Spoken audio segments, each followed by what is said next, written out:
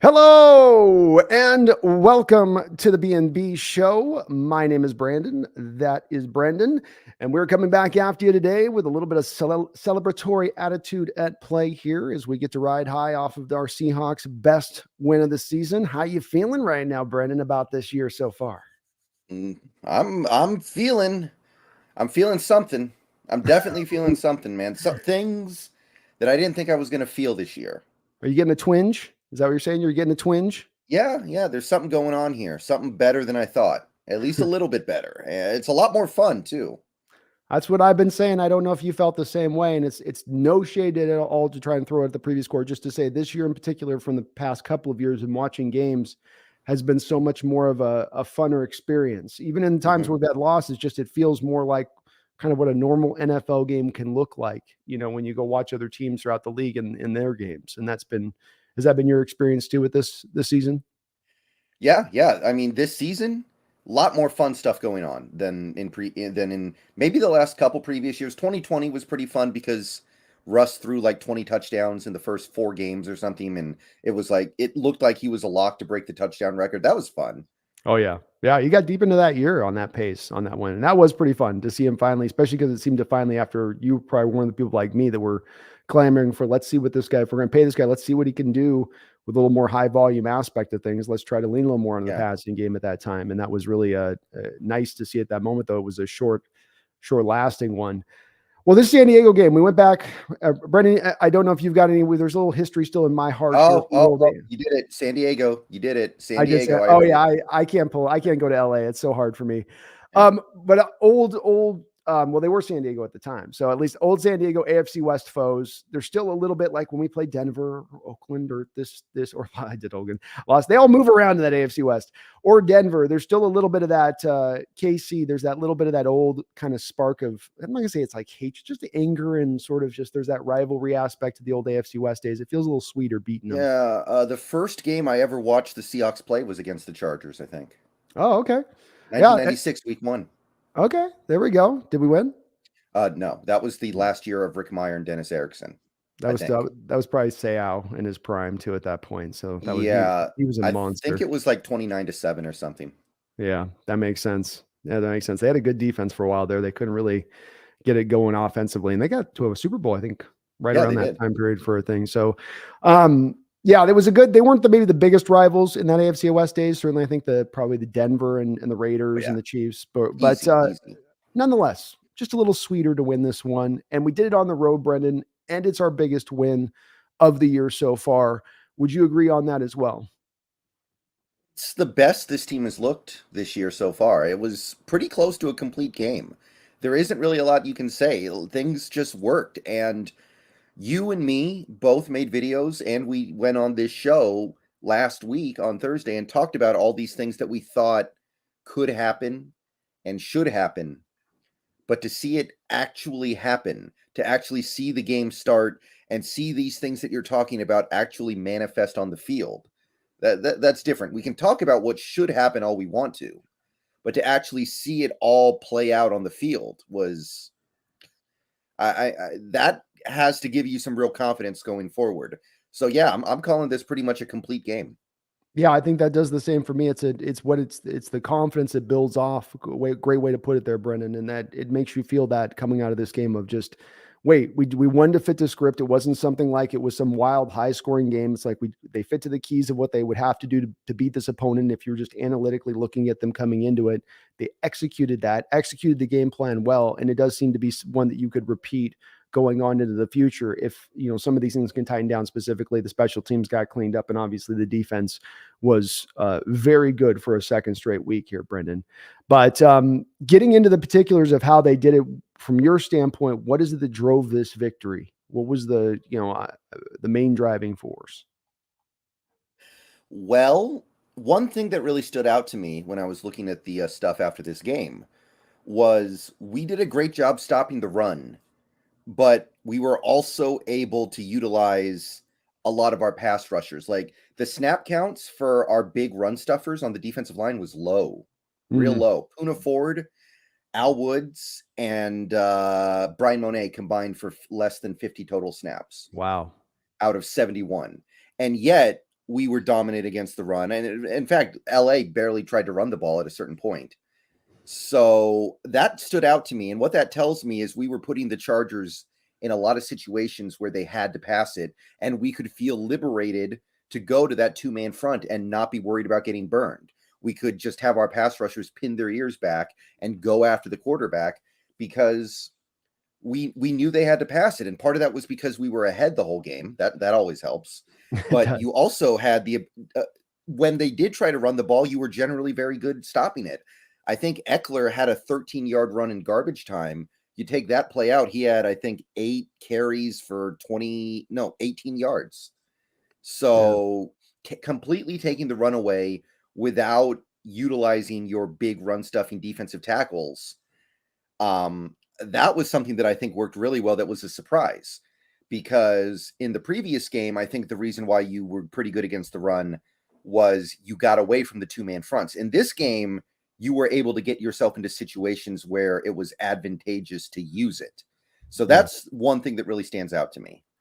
Yeah, I think that as well. It goes back to showing you, Brendan, why the analytic people will tell you, well, the running game doesn't really stopping the run, being diligent about running the ball. These things don't really matter to the context of really overall offensive success at the end of the day, or defensive success at the end of the day, and stopping the run first and foremost. That you should really be locking instead in on the passing attack if you're a modern defense, is what they're telling you. But you do see, to way you broke that down, the benefits, don't you, of when you actually go first and foremost, we stop the run. They look at a couple passes here at the front, but we're going to stop that run first and foremost, and then we'll start to condense things down from there. We'll really apply the pressure and really start to, like you said, bring the pass rush, get them behind the sticks. And that's what they did. This is a Carroll philosophy being executed. Again, Brendan, like the word you mentioned, confidence. This is what gives you then the confidence to go up into the future and go, well, they can do this again, because this is Carroll's philosophy being played in live real time at this point. Right. And obviously, I'm not somebody who is completely obsessed with run defense. I think that getting obsessed with run defense in the way that we have in recent years results in you having a lot of 3rd and 8s that get converted on your defense. That's what happened in previous years. But this year, the pass rush, at least the last few games, has been a little more lively. We've seen good pass rush. I don't know if you saw, but Amazon actually has Nwosu leading the entire league in pressures, I saw that. Yeah. Isn't which that amazing? they gave him 31 pressures, which I really don't believe. I Yeah. think, He had like 11 this last game I think by their yeah, I made the joke earlier. Like, I think they give him a pressure every time he breathes out an air molecule and it I goes guess. into the lungs of the quarterback. Yeah. I don't buy that, but I do buy that he's playing really well. Taylor's doing much better now that we've kind of relegated him to more of a pure pass rushing role. Mhm. And we've got him in that rotation with Mafe, who has played a great game against the run, in particular against this Chargers team, by the way. It feels like we just made a few little adjustments that made the defense much better than I thought a few little adjustments could. You just use your two-man fronts in a more safe manner, I guess you could call it. Use them when it's not going to come back and bite you. Get Cody Barton off the field as much as you can, and good things happen. And I said a couple weeks ago to myself, if we make those changes, we're going to get better. I didn't think it was going to be this much better, to where we've legitimately gone from worst to. I don't want to go too crazy with it, but by DVOA, our defense over the last 2 weeks is number 1 in the league. Brendan just gave you guys a key stat on this, and this is eye-opening because DVOA is, of course, a stat, Brendan, that basically distills all of your defensive statistical data down to a bottom line. And that DVOA, by the way, was the one that had our Legion of Boom team for 4 straight years winning that, winning it, but being the top defense in the league for 4 straight years, the only team to do that with DVOA. So it's a highly fluctuating stat. Brendan just mentioned the first 5 weeks of the season, you were last defensively in DVOA, dead last. The last 2 weeks, as he just said, you're first. Now, again, are they going to maintain first going forward? Probably not. But the fact that they're jumping that far, as you and I, Brendan, have asked for, we just need this team to defensive just to find a middle play. Just get to that middle ground you've been able to get to in prior years, right? That's what we're really calling for, because with the offense playing as well as it is, that could really elevate this team and in the potential of this team this season. Right. And they've also, one other thing that I want to mention with the defense that's important is they swapped out Josh Jones for Ryan Neal. That's the other big adjustment. And that's been big because I think Ryan Neal may have played the best game of his career Undoubtedly. against the Chargers. And he's improved as a safety, because last year as a safety, he didn't impress me that much. But this year he looks a little bit better, and you got to just have him out there in some capacity. He's a playmaker right now. He's one of the best ball hawks on this defense. So, yeah, those little adjustments, get Josh Jones out, get Cody Barton out, stop using two-man fronts on neutral downs. It feels like it's just made an unthinkable amount of difference. It has. A very apt of you as well to point out Boye Mafe and his development as a run stuffer. Yes, he's got to still come along with his pass rush moves. He's a work in progress in that aspect of things.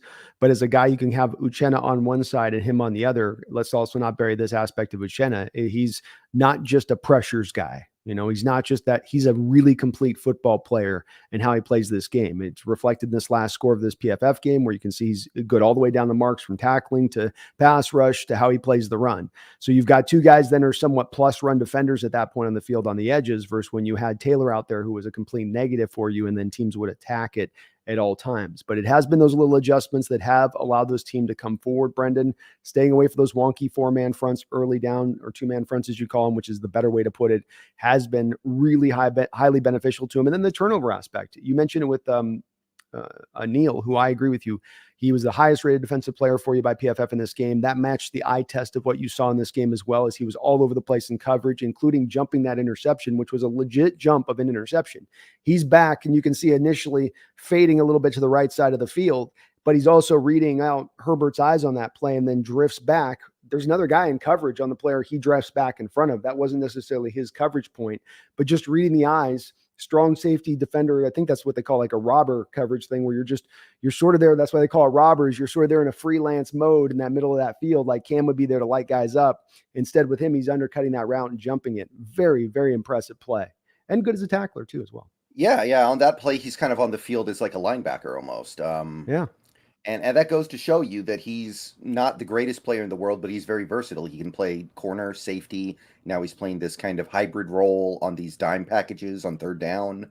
There's a lot of stuff to like going on there right now with Neal. And it's made.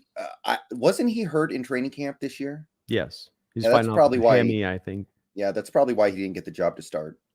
Yeah, or came off as quickly for Jones, because he was probably getting back up to speed where they went to. And I think Jones balled out in training camp. He had some really good days as far as what they talked about. And so it made a little bit of sense with that. But the way you put it as well, the ball hawk, you saw in this week again, Kobe Bryant gets his hands on the ball, almost got his first interception of his career. And now you start putting these guys in the secondary that all have a little bit of a nose for the ball. Tariq, Kobe, Ryan Neal. We've seen that in the past with him when he had those starts for Jamal a couple of years ago.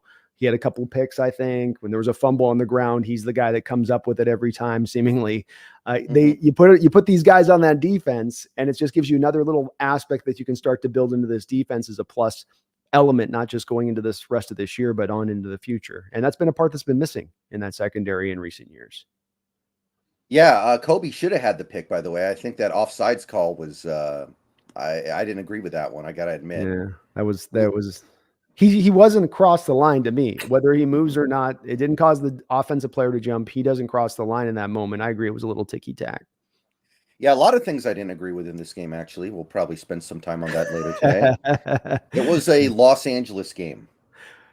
Yeah, I've said I think last week is probably about the only game that I've seen that I felt was evenly officiated throughout the course of this whole year, pretty much. Maybe the Bronco game, maybe, and it's not that I'm saying the officials have been completely in the bag for their teams, but especially look at a couple of these games, it's been little suspect at times. And this one they started out good, but it went off the rails quick, and it went off the rails fast. I mean, the game started with Tyler Lockett getting spun around with the ball in the air for an interception. So I don't know if I agree with that, but rough. Spun around before the ball arrived. Yeah. And quite obviously so. Well, looking at how our offense played in this game to kind of turn the page a little bit in this one, let's start with Geno, who's again starting to get a lot of praise here out through the course nationally, which is really good to see, as now he's put up 7, I think at least good to great performances on a varying level. I think this is a game, Brendon, where I got a lot of blowback in my chat on my post game for this, where I was trying to get to a point of nuance, which is, in in this kind of world we're in is very hard to sometimes reach with folks, to say Geno Smith might have played his worst game of the season, but he still played a really good game. It's just that he's played at such a high level throughout the course of this year, to my eyes, that I felt like this was one where there were, because of the turnover worthy throws that were out there on the field, to my eyes, I count 4. That's not been something I've seen from him so far this year. Nonetheless, though, again, let me reiterate this now, Brennan. I think he played a really good game, and he was awesome in the moments we needed him to be awesome. More importantly, when things were kind of on the line a little bit with that one, he came through. 2 touchdown throws, the 3rd down throw to Lockett with the Carroll Zen move, right? What do you think about Geno's play in this past week? I thought he came out a little amped up. Maybe it kind of felt like maybe he was going out there a little too.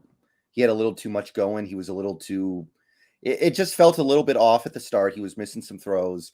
The interception, completely not his fault. That was ridiculous that didn't get called somehow. Yeah. So I'm not talking about that, but there were other throws like the Asante Samuel one where it went through his hands. I think he was on the ground and it went through his hands. That one probably should have been picked. There were a couple others. Callahan's back of the end zone. Callahan. He was trying to throw it away. Yeah, exactly. I couldn't tell if he's trying to throw away or he thought he got a crosser coming through the back of the end zone. I couldn't make quite sense of that because he kept it in. I mean, it just, yeah. Yeah. But yeah, I thought he played really well, especially when you lose Metcalf early and then Lockett, he's clearly not himself. I think there was a period in this game, and I think the 3rd quarter where Lockett kind of took over. Yeah. And it was like he was just getting open every play for a short stretch. But I think that first half he had 1 catch, so he was not himself. So if you're Geno, you're working with a little bit of a handicap in this game. It's a little bit of tough sledding. You don't have what you usually have.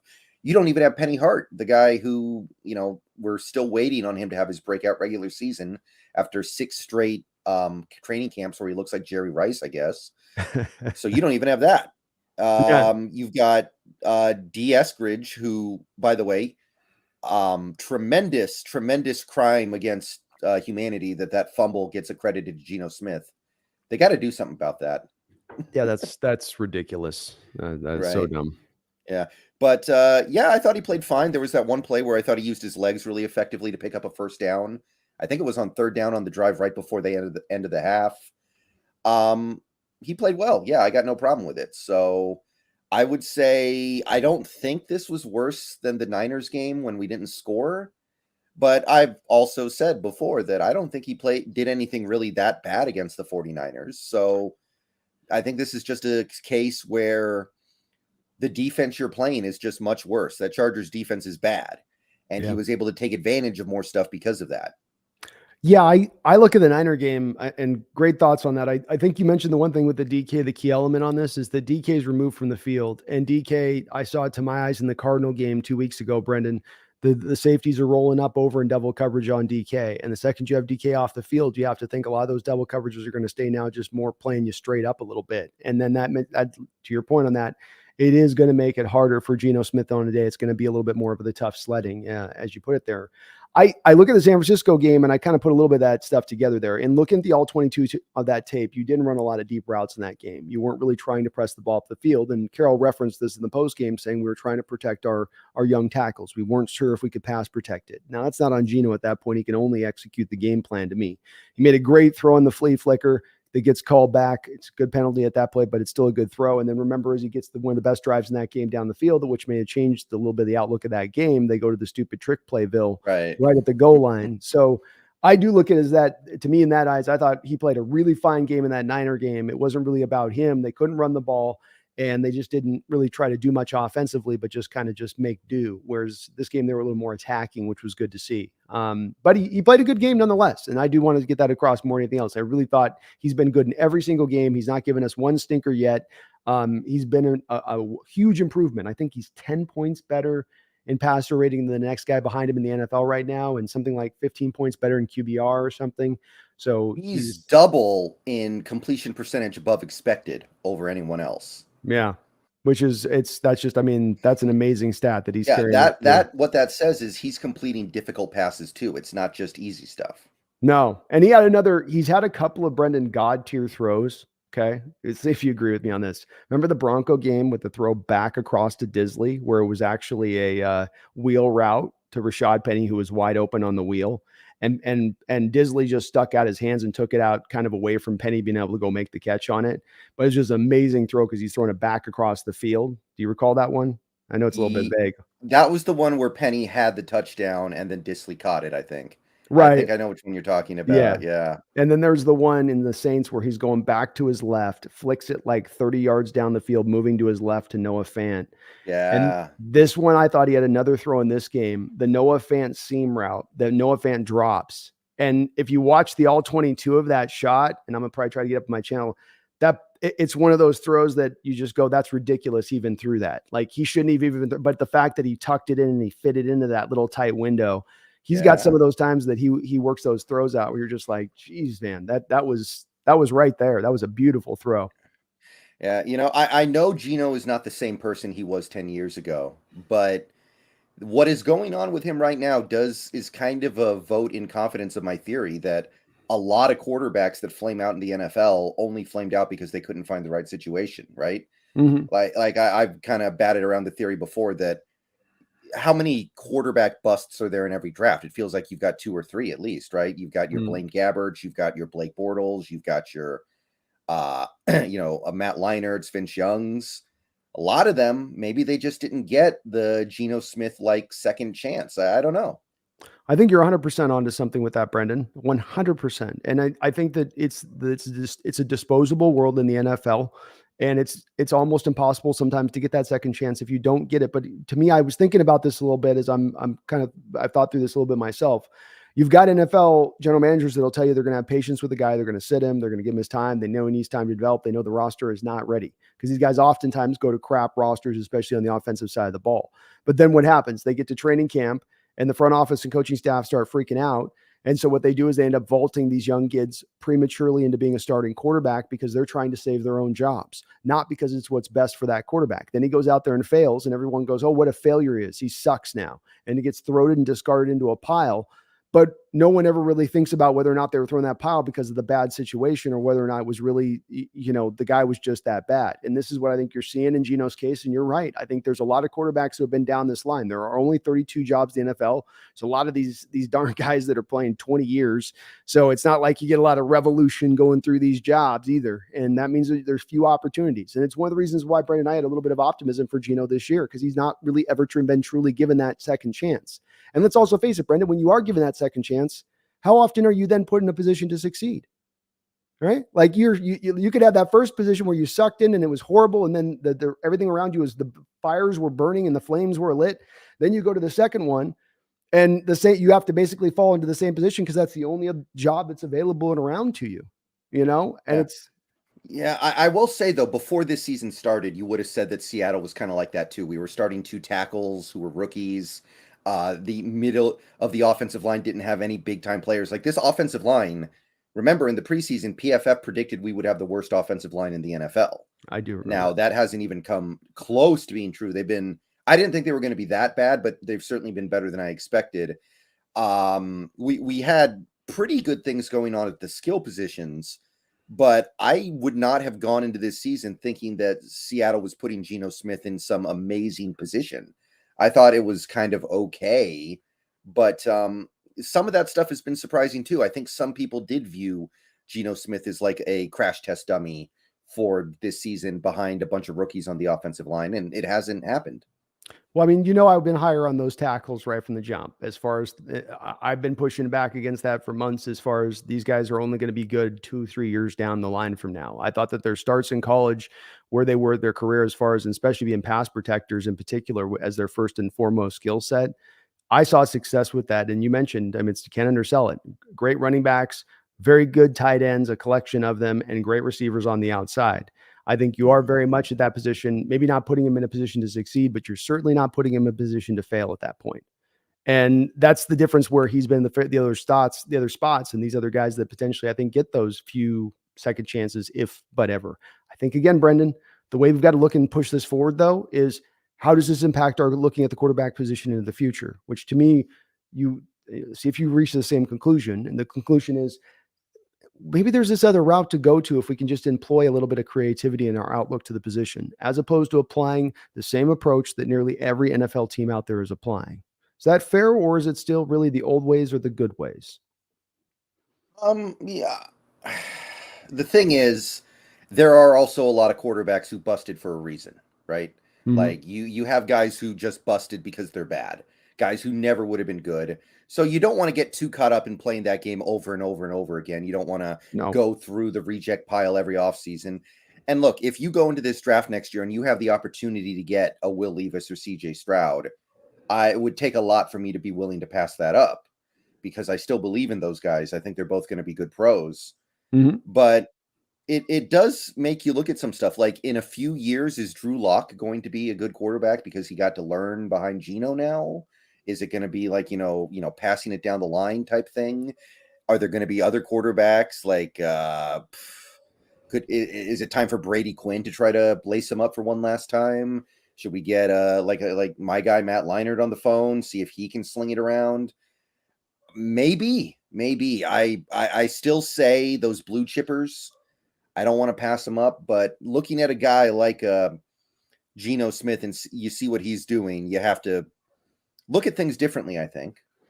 I wouldn't apply it as a one size fits all situation, but let me give you specifics here. You just mentioned one of the guys, Drew Lock, that I think that this fits into the model of what I'm talking about.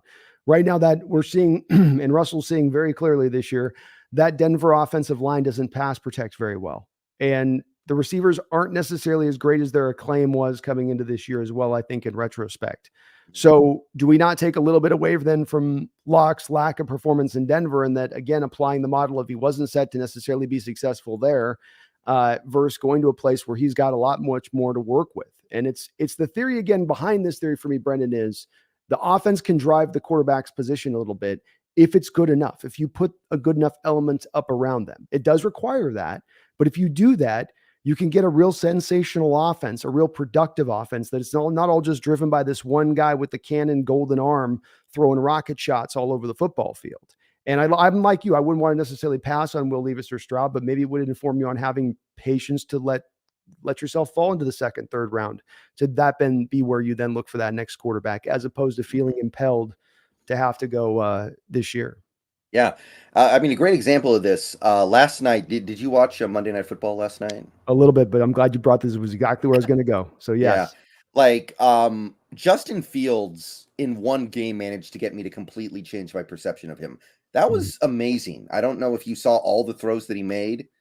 I Mhm. was really blown away by what I saw from Justin Fields. I was like, I've never seen him play like this before. I didn't Yes. know he could play like this.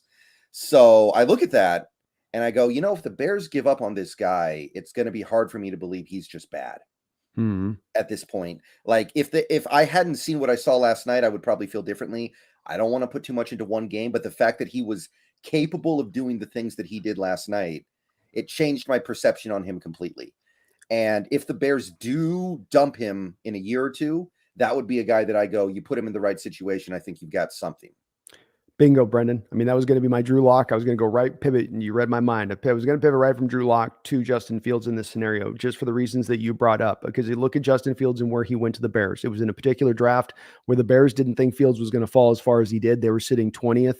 They saw an opportunity to move up there. Nothing in their selecting of them had to do with them putting everything in point and getting all the positions right for a next quarterback who will come in there. It was a desperate state, a desperate general manager who had missed on Trubisky and was trying to make right, a desperate coach to keep his job. And that's what drove that decision. Didn't mean that he wasn't still a good player, but the wrong player for the wrong time in the wrong system. No offensive line, below average receivers outside of Allen Robinson, who I think was injured through a lot of his first year or two there before he got traded.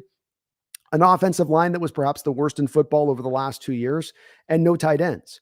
We're a underdeveloped running game. I mean, Montgomery's okay. I think he gets a little overrated, quite frankly, to a degree, but that's not a lot to work with for a young quarterback. Yet we're going to judge him on that. And Brendan, it's going to be interesting to watch Fields on this, if he gets judged harshly in that situation, or if he is given that benefit of the doubt, if he is given that second chance.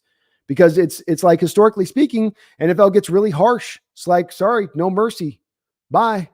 And I get the feeling like that a little bit with Fields this year, where you saw a little bit of that narrative already shift. And I've been a guy like that. I'm like, I'll be open to maybe looking to Fields here in Seattle if that's an opportunity. I ain't closed to it, Brendon, because I think that is right and true what you say, and that he's often, he can make some great throws. He can be a good player. Give him a chance to succeed. When you're under duress and you got bullets flying at you every which way, and you got not guys you can trust with their hands, like in Denver, we've seen the time with their receivers, and right, like, it's going to affect the way you play. It's going to build bad habits. You're going to see ghosts. You're going to get jumpy in the pocket. You're going to look like a bad quarterback. So it's a difference, I think, first when you have a steady system. Look how comfortable Geno is. Look how much he trusts his pass protectors, how much he'll hang in that pocket and feel just cool, calm, and collected. Whereas we see a lot of other quarterbacks just, they're already looking for the pressure as soon as they hit the back of their drop. Like, where's it come from? Where are we going? Where are we going? Right. And Fields is an extreme example. He's getting pressured more than any other quarterback, and it's not close. Yeah. No, it's an absolute extreme example. And they're not those kind of guys all over the place. Don't get me wrong. They're not proliferating the NFL's landscape. But I think, again, just keeping an open mind, potential ways this stuff can open for you if you just find value on something that the NFL has been very quick to judge and sort of just toss away. Certainly this Geno story has kind of shown us that can be, it's not easily repeatable, but you can find it if you're open to looking for it. Right. R. Sanchez with a $2 donation says Ryan Neal is the real MVP. Is he the MVP or Derek or Walker from yesterday? I think it's Walker. But that's actually interesting because Ryan Neal, it wasn't just the interception. He played a great game in general. No, it's hard to get over a 90 PFF grade. It's very hard. They don't give those things out just like, and he got a 93, I think, on the day. So that shows you how on it he was across the board. You can't get a 90 if you're bad in tackling on a day or you're just good in half coverage of the day. But to me, Walker, it was really, for me, Brendon, more than the big run. It was the little runs. There's penetration in the backfield. Oh, I'll get around that guy. Oh, here's a second guy in my face. I'll start, get back up to speed, round the bend, come out with 4 yards. That was the stuff. Yeah. Our offensive line is doing a great job pass blocking, but the run blocking has really not been great. Like he's working hard to get these yards. Yeah, he's earning everything he's got to get. And he's putting up a very high yard per carry average, and there's occasionally where will open a hole. Like the touchdown run he had, that was the short touchdown run. There was a great old school kind of alleyway built right there by the offensive line on that one with the tight ends. But I think the tight ends are blocking pretty good in the run game. But definitely when it comes to the offensive line run blocking, it's just not been, it's not, and there's certain guys like Blythe where it's like, it's really rough. It's really rough. Yeah, but Walker gets it done anyway. He does. He's a special running back, Brendon. He's looking like a real special back, at least initially here. Adrian XA with the $5 donation says, I'd go with Walker too on that one. Thank you for the dono though. Sorry. I just want to make sure. Thanks to the dono, Sanchez. Adrian XA with a $5 donation. Thank you, Adrian X. I'm tired of wasting money. Do you guys trust Pete? I have all videos you guys wanting to fire Pete. Also, this will lose you subs. I think she says subscribers. Sorry. Yeah. It took me a second to understand. I'm not really, when it comes to my opinion, I don't really find myself colored by whether or not what I'm going to say is going to lose or gain me subscribers. Yeah, I'm not too worried about that. I see what your boos mean nothing. I see what makes you cheer. Yeah. I think, well, and it's part of what I have a lot of respect for with Brendon's channel on this, Adrian X, is that I think that there's a lot of channels out there in NFL landscape wise that try to just give you pom waving. It's just not what we do. It's not really our style. I don't think we could kind of do it if we wanted to do it, quite frankly. But yeah, look, this is a little bit of something that's brought up, Adrian X. Let's deal with this. Let's address this because this is something that's being brought up right now. And here's your narrative out now, right now, as it applies to Coach Carroll. All these people sold on Coach Carroll. They sold on him. They didn't say he could coach anymore. They didn't say he could do it anymore. They said he was done. He was shot. And yes, there has frankly been guys that said that over this last couple of years for Coach Carroll, because over the last 5 and 6 years, that is what he has been showing you as a head coach. So coming to that opinion, be it me or Brendon at one point or another in the last year, was the appropriate place to land upon. Coach Carroll was showing an immobility. Coach Carroll was showing an unwillingness to adapt and change and evolve with the modernized NFL. You were not, your running game was completely built on hammering up the middle every single time. Am I overstating that, Brendon? Is that a gross overstatement or is that accurate? No, that's I don't know how else to describe it. Yeah, that's all you did. You didn't go no pre-snap motion. The league runs at about a 70% pre-snap rate on offenses. You ran none of it. You had an offense that was built in the 1980s. You had a defense that was built in the 1980s. Yes, the Legion of Boom was great at one time, but it wasn't great because of what it did schematically. It was great because it had elite Hall of Fame talent and they played great. Those guys really had a level of accountability that was unique to them, and they played together, and they were an elite talent that Carroll helped define. But he had been spending years trying to sort of just have things slowly continue to erode within his defenses and within his coaching style. And that was the part that people, I think, had every bit of right to question him on. And guess what? On this, in my respect, Coach Carroll agrees with us. That's the thing. You can get mad at me saying these very words, but I'm not saying something that Coach Carroll himself didn't speak upon this offseason.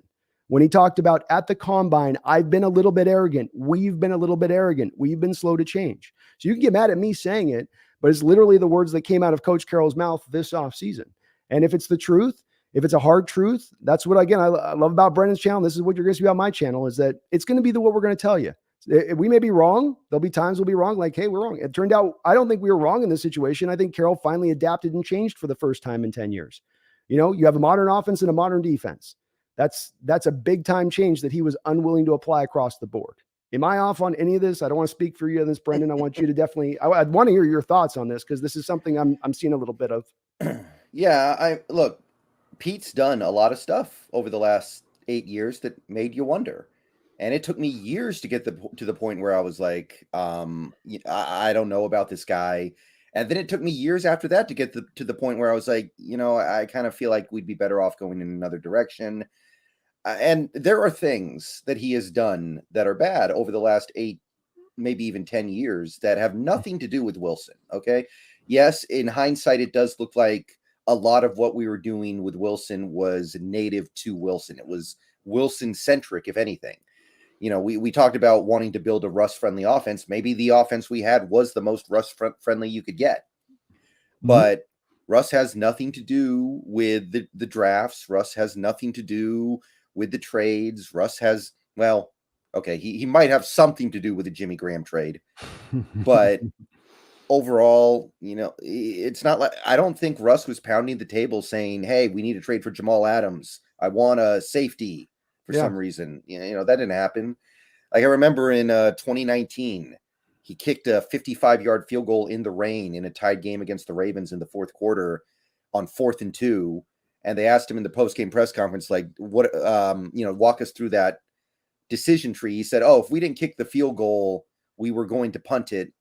No, I'm sorry. If we didn't kick the field goal, we were going to punt it, because going for it on 4th down is not something we do. And I was like, okay, what does that mean? When I heard that, I was like, okay, I think I'm done. Like, that's not a good explanation. I remember the year after we played a game against Buffalo, defense got gutted, and Pete came out in the press conference and he literally said, they caught me off guard because I thought they were going to run the ball a lot. Buffalo team that year ran the ball less than anyone else in the league. Like it's just a bizarre thing. When you hear your coach say that, it's not even whether or not you're a good or bad coach. It's also, you're looking at that and going, are you like of sound mind? Does your brain work? Yeah. So when he does these things, I don't think there's anything wrong with pointing out that, like, hey, we have a problem here. Now, maybe the problem is taking care of itself. Maybe he's taken ownership of the problem and gotten better. But those things still happened. Yes. And we didn't have any signs he was going to be willing to do this as he continued to double back down to the old ways. And that's why we gave him a hard time about it. We got to that point of being done. Take also another point in 2019. You ran the 4-3 base defense at, I believe, a 75% rate in the league, when the next nearest one behind you was something like 35%. And it was a complete and utter failure for a variety of different reasons. And I mean, the opening game of the week, at the opening game of the year, you had Cincinnati at home throwing for like 430 yards with the red rifle, cooking you that day. And so, there was a lot of this stuff we were seeing. And I'm like, I think the way Brendon put it, first you get a little discouraged, and then you keep seeing more and you're going, boy, this just is keep continuing down this road. I will say, though, that he has changed his ways. So I will give him credit now. Say, hey, he has completely done the thing I didn't think he was capable of doing, or showed me that he was willing to do. And that he's really changed across the board in a variety of ways. So the willingness to throw on 1st down, running up tempo, allowing the defense to be changed over from the 4-3 to the 3-4 defense a little bit more often now, being more open-minded, that stuff. I think he was going to blitz more this year with Adams when he was going to come in. I think their intention was to do a lot more of that than they've done. That's more open-minded approach than Carroll's shown with just a couple of those decisions than he had applied over the last 7 years easily. So he deserves to be lauded. He should be the coach of the year if he continues at this pace. I don't care about Brian Dable. Coach Carroll should be. Nobody was saying the Giants had the number one worst roster 100% of the start of the year. I was hearing a variety of pundits who had that expectation level of this Coach Carroll team. And so he should be given that credit and given those just due at that point. Yeah. Is this Sunday maybe the Coach of the Year Bowl? Winner takes it. Very well could be. Very well could end up determining that when it's all said and done here. Yeah. Carroll's never won Coach of the Year, right? Never has. Never has. I mean, as much as I'm not his biggest fan, that is strange, right? With all the games he's won and all the success he's had. I kind of feel like Coach of the Year always goes to a coach that is like, oh, everyone thought you were going to be terrible, but you're okay. So here's Coach of the Year. That would be funny if this is the year that they're inconsistent with that and they give it to just like Andy Reid or the, Bills coach or whatever and go, well, no, it's got to go to this. But yeah, he definitely should have at the very least probably.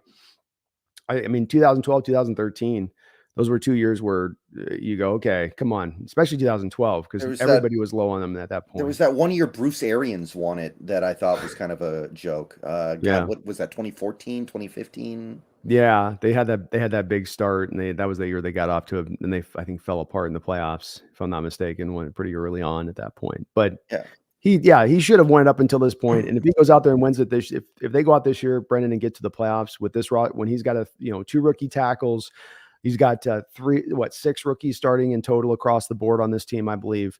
You've got to at that point give the guy his due in this respect. And I hope they do at that point. That'd be a really cool thing to be able to see Carroll win that award. I'm not a big award guy normally, but the fact he hasn't won it, I'd feel the same way about Schneider too. It would be really great to see him. And what if we walk away this year? We got comeback player of the year, general manager of the year, coach of the year, offensive rookie of the year, and defensive rookie of the year. Well, Schneider should win executive of the year. Who else should? The Wilson trade alone is executive of the year material right now. Only Roseman maybe has a little bit of a well, how about what have I done? Because Howie Roseman's done some great work over there with the Eagles, and it's coming up pretty much sunshine for them all the way around. But he'd get my vote with how he did this draft, getting what he got for Russell Wilson, considering what we kind of maybe potentially kind of know now about the situation there with him. Hard not to give him at this point. I mean, especially if that trade ends up being viewed up into a Herschel Walkerian level, historically speaking. How do you not give that guy that year? Okay, yeah, you've earned it. But I appreciate the $5, Adrian X. I really do, and we are glad to see Pete's evolved. Snail with a $2 donation. Thank you, Snail. Says we brought Bruce back. I want Sidney Rice back now. Doesn't Sidney Rice own all the Wingstops? I think he's doing okay. Yeah, he's got Wingstops. I think he's got a club. My guy D-Mac's gone to the club a couple times. I think he's been in there chilling. So he's happy, and his body was broken down pretty bad. Bruce had the ACL, but Sidney had a lot of stuff, even going back to his time in Minnesota, that was still popping up and bubbling there a little bit. He got his ring. He's good. He's good. He's got his ring. Thank you for the donations, Snail. Mr. Kane with a $2 donation says, smack that like button like it's a sexy butt. Thank you, Mr. Kane, my brother from another mother. Please do that as well. I really appreciate it. Mention that. If you like what you're listening to here today, please do hit that like button as well. Make sure you go over there to Seahawks Brendon Nelson's channel and make sure you subscribe to him. So if you're not doing that as well, do that too. But thank you, Mr. Kane. I appreciate you. Chase Durham with the $2 donation says, did you see Nwosu leads the league in pressures? We did indeed. And that goes to his time in Los Angeles. His previous year, last year, I think he had 55 recorded pressures last year. That was one of the biggest things that stood out to me initially when we signed him, Brendon. Yeah, I mean, look, they're doing it for everybody, every player in the league. So him leading the league in pressures means something, and he is playing great. I do still think he's getting some old Magic Johnson assists, if you know what I mean. Like they gave him 11 pressures for that Chargers game. If you're getting 11 pressures in a game, then like you're on some Lawrence Taylor type stuff, and I don't know if I saw Lawrence Taylor type stuff from him. Well, and pressures is pretty arbitrary, right? It's not like, well, if he gets a hand on the quarterback, that's a pressure, or it's if he causes the quarterback basically to throw by his pass rush, and it is an arbitrary by person kind of stat that could change a little bit. But it is indicative of the fact that he is to some degree generating some pass rush, giving us bang for our buck with the money that we spent on this guy, and a key part into moving forward here. I mean, he's only on a 2-year deal, but some people mentioned maybe he will be a candidate for a contract extension here. If they really do kind of Yeah, I'm open to it, especially if you can get him below the top of the market. Like Yeah. he's not TJ Watt, he's not Miles Garrett, but he's somewhere on that next level. You get him on a appropriate contract. I'm all over that. He can be a Chris Clemens, Cliff Averill, Michael Bennett level player. Yeah, 100%. I agree with you on that. That's exactly around the line you get. And it's if you can, and look, it's great to have the stars, but if you can stack a defensive line that's got these kind of guys all across the board, as we saw in the LB days, you can get a really good pass rush because those guys there's no weak links. There's no guys that are just guys like trash cans sitting in the middle of the defensive line at that point. Everybody's kind of a threat to get back to their quarterback. And funny enough, you start generating pretty consistent pressure when you got that many guys that are able to do so. Yeah, I actually asked about Amazon's next gen stats pressure number. Apparently, I don't know if this is true or not, but apparently, what they do, if there's no one in between the pass rusher and the quarterback, it counts as a pressure, even if the pass rusher is 8 yards away or something like that. So Okay. I think they need to rework that, Yeah. but it's indicative of he's doing something very right.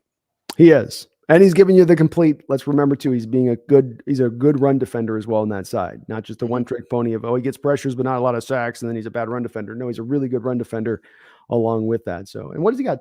3 sacks right now? Is it only 2? I think he's got 3, and Okay. he somehow missed the one that he should have had against the Chargers, but he's got 3 Yeah. because he had the one opening night.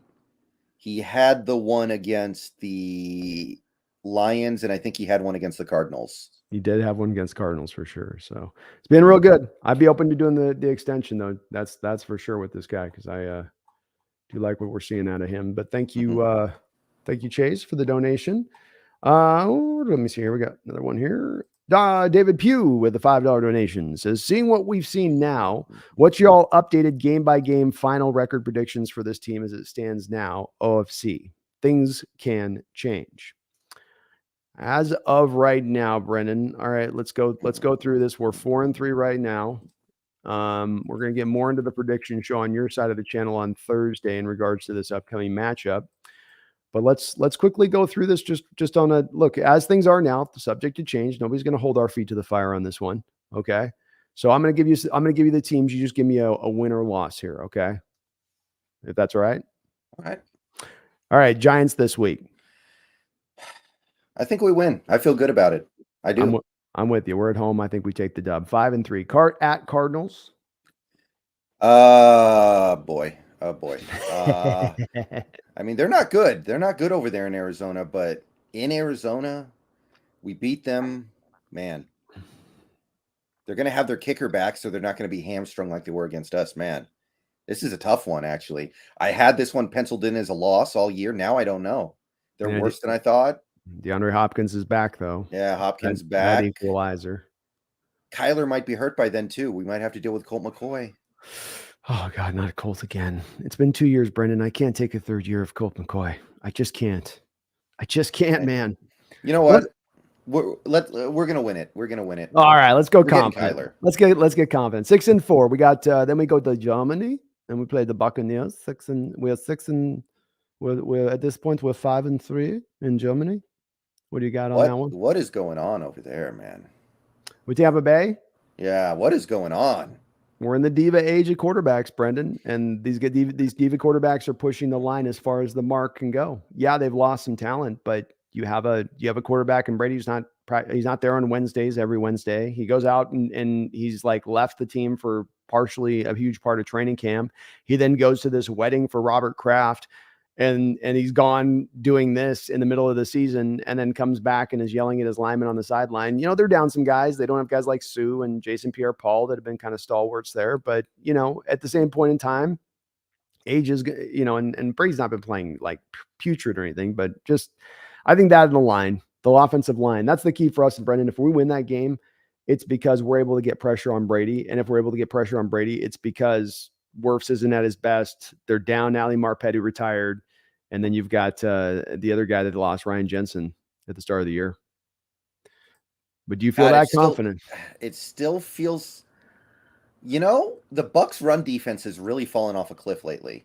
Okay. Normally, this would be a game where I'd be like, you know, Ken Walker's going to average like 2.5 yards a carry and we're going to get killed. Yeah. I don't think that anymore. I'm still not feeling a win, though. It's going to be close.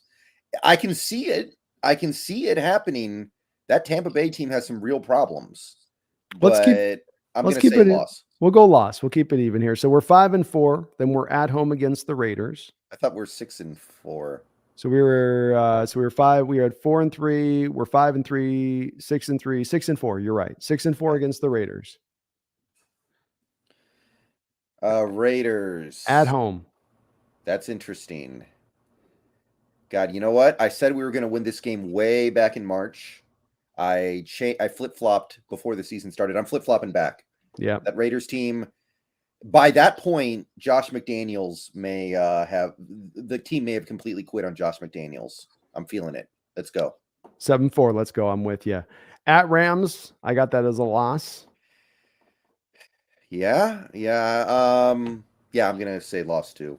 They'll figure something out by that point. They're gonna get like Brian Allen and Van Jefferson back. They'll be a little bit Agreed. better.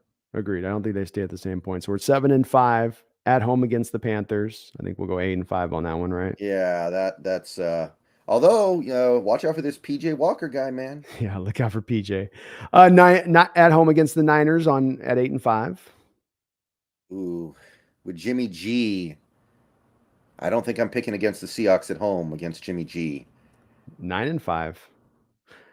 Yeah, I'll go with you. I'm with you. I love this confidence, Brendan, by the way. 9-5. We're at the Chiefs. I think we're even with our high confidence ways, we're gonna have to mark that as the L Yeah, at that's an Chiefs L. in winter time there. So that's what we got 9-6 at this point. I believe I've Yeah. got that right. 9-6. Jets at home. I'm not. I don't buy the Jets. I don't buy the Jets. We're taking both these New York teams down. Yeah. Great trade for James Robinson, though, by the way.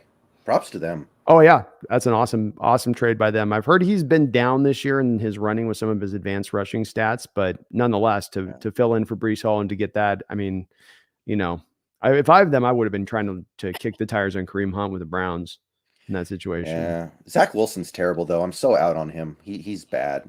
I've been at him since day one. I didn't get the hype on that guy. I was like, give me a break. Okay. Yeah, that's a win. All right, so we got that as a win. Where are we at right now? 10-7? Is that what we're at here? Is that right? Well, we still have 2 games left, right? 1 game left with the Rams. Okay. Boy. Honestly, well, the thing is, by that point in the year, the Rams will probably be better. Like, they're going to figure out some way to make this at least tolerable. It's not a terrible matchup now, though, because our off defense has kind of figured out how to slow down that offense. Stafford's arm might give out by that point. And the big problem with us playing the Rams lately has been Russ has been terrible against them. Gino won't necessarily have that problem. So I'm going to say a loss, but I can see it, man. I can see the wins. I think this era of Rams having one over on the Seahawks could be coming to an end. I'm going to go with them, David, on this one. I can see it being relatively there. One of those wins we had could easily go to a loss, but I could see one of those losses we have going to a win. And you end up at 10-7 there by our kind of record prediction is a different outlook versus where we were at the start of the year. And I think that rightfully so, we put them at that point, Brendan. I do. I mean, this week's going to be a very galvanizing week to getting there, definitely, like you said, because the fact you have a team in the Giants that it's you called it the Coach of the Year Bowl, and you also have a bit of maybe a tiebreaker situation with the team down the road in the playoffs here in this kind of situation to look at a bit. I will say I don't really believe in the Giants. Not really, anyway. I don't either. They've also had some injuries here. They've had some things from some guys who are starting to get beat up a little bit, and they don't necessarily have the deepest of rosters to sustain at this point if some of those top end guys are not at their best at this point. So I'm with you. Both the Jets and the Giants, I think they're taking steps in the right direction for their futures, but I also don't think they're going to consistently stay at the same place where they've been this year throughout the course of the season. Garth Knight with a $5 donation. Thank you, Garth. I'm always surprised people would grab Blaine Gabbert out of a pile over Geno Smith. Ridiculous. He's not wrong on that one. I think it wasn't just Geno was bad in New York. He also kind of became a meme. Because didn't he get sucker punched by a teammate and break his jaw or something? Yeah, there was a bet that Geno didn't supposedly pay up on, and the guy's answer to that was, I'm going to break your jaw, starting quarterback. I'm a fringe roster spot player, but I'm going to break your jaw because that bet was everything to me. I must have been a lot of money riding on that for a fringe player to start swinging. But I think that you're right. I think that whole incident colored things just a little bit, but Blaine Gabbert was always an awful quarterback. He's a guy that A lot of guys like it. Coaches jump the chance to have him as a backup all over the place, but Must be a good teammate. Must be a good teammate. He's a hell of a practice player, Brendon. I mean, in practice, he is, look out. Yeah. He's dropping dimes, putting dots on the field. Must be. Thank you, Garth, though, for the $5. Appreciate you. Stay out with the $2 donation. We low-key need another tight end so we can keep 3 tight end sets. I was thinking a little bit about this one. I was looking at one guy here, Brendan, but I think we wouldn't do it. But there's a part of me, Brendan, that would love to see them go for a 4th tight end just so that we can keep these 3 tight ends as a strong portion. And I know it's crazy to think, but like an OJ Howard kind of trade with Houston. Well, here's the thing. Are you going to carry 4 tight ends on your roster? I may. I mean, I know it's not advantageous, but and it's probably wouldn't work. They've never done it, and it's probably crazy to think. I'm just worried you get into this season, you lose one of your tight ends. Now you can only go to 2 tight end sets, and you've lost a big aspect of your offense. And so I know you'd probably have to keep one less receiver out there at that point. But I mean, the 3 tight ends have been so effective. It seems like every time you run it out there, be it to run or to throw off the passing game, it's finding yards out there, and it's putting defenses in a bit of a bind. And it's unique to Seattle, Brendan, something that I don't see a lot of other teams even trying to do. But I get why they wouldn't be able to do it, because they go, we can't just clip the roster spot from somewhere else. You have 3 tight ends is the most you can keep. Though I will say, like, we don't have fullbacks anymore, so you've essentially just moved the fullback anyway with the 3 tight end sets as it is. What's one more? Well, to my knowledge, we actually have a couple of roster spots open right now. We made some moves, got rid of some players, and didn't fill those spots yet. Maybe you could. Now, I know that Travis Homer is going to take one of the spots, and Collier might take the other, but tomorrow is his last day. So if you don't activate LJ Collier to the roster tomorrow, it's over. He's going to a season-ending IR. That leaves his spot open for somebody like OJ Howard to take. There we go. Is Pete in his office right now, going just with John? Like, do I have to activate him? Pete, he's healthy. Doesn't he have something like maybe a knee injury? Isn't he got like a thumb now? Can we say he's got a thumb thing now? No, Pete, he's 100% healthy. We have to put him on the field. We got to try to see what we can get. We know. Okay, John, fine. Activate him. Do we pull Luke Wilson out of retirement? That would probably be a spot that they'd consider if you went down. You went down one more tight end. Though Wilson, I think, retired at the end of the day, partly because of the complicated nature of this new offense, because he was here when Waldron first arrived. I think he was kind of like, I don't want to go through all this stuff. No. Okay. Now, a lot of blocking defensive ends by your tight ends in this offense too at times. And he's probably like, I'm good with that. I'm good with that. Watching Colby getting thrown around at times by Khalil Mack in this game. Yeah. poor Colby. You know what I mean? Like, if you don't win that block, I understand it. Thank you, though, Snail, for your donation, man. I appreciate it. Mark Sanchez with a $5 dono. If we do make the playoffs, is it possible to get Adams back for the playoffs? I would be interested to hear your understanding of this. I've understood it differently, but I could be off on I haven't in-depth looked into it, so I've got to. Well, technically, I think if you look at the injury he had and the recovery timetable for it, yes. But if you assume that we're planning on trying to bring him back and get something out of him in 2023, I just don't think you mess around with it. I think you just say, look, it would be great if we go on this Super Bowl run, but we're not going to bet, your career on it if we're planning on bringing you back in 2023. And you as a player probably don't want to do that to yourself either. Now, I think there was a player on the Steelers back in the 90s who did this. He missed the whole year and came back and played in the Super Bowl. I think it was Woodson. Sounds right. Right. Rod Woodson. So precedence, but do you want to take that risk with a guy like Jamal who's struggling to stay healthy as is? If the doctors tell you that there's no chance for him to re-aggravate the injury and that he is a go from their medical standpoint, does that change your perspective on that? Yeah, then I think you have to do it. At that point, you don't have an excuse. I imagine the player would be like, what the hell, coach? Put me out there.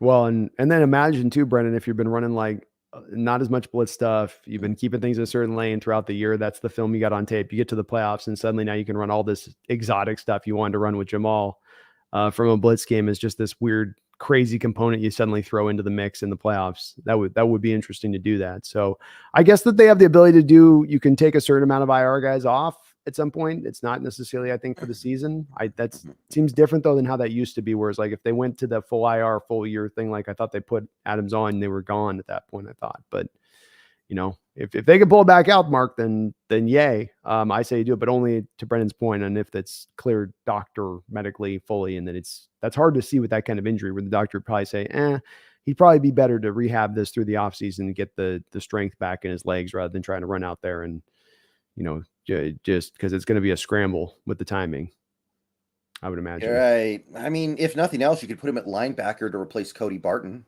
There's that. There is that. He certainly would be better. Wouldn't be worse, Brendan. He wouldn't be worse.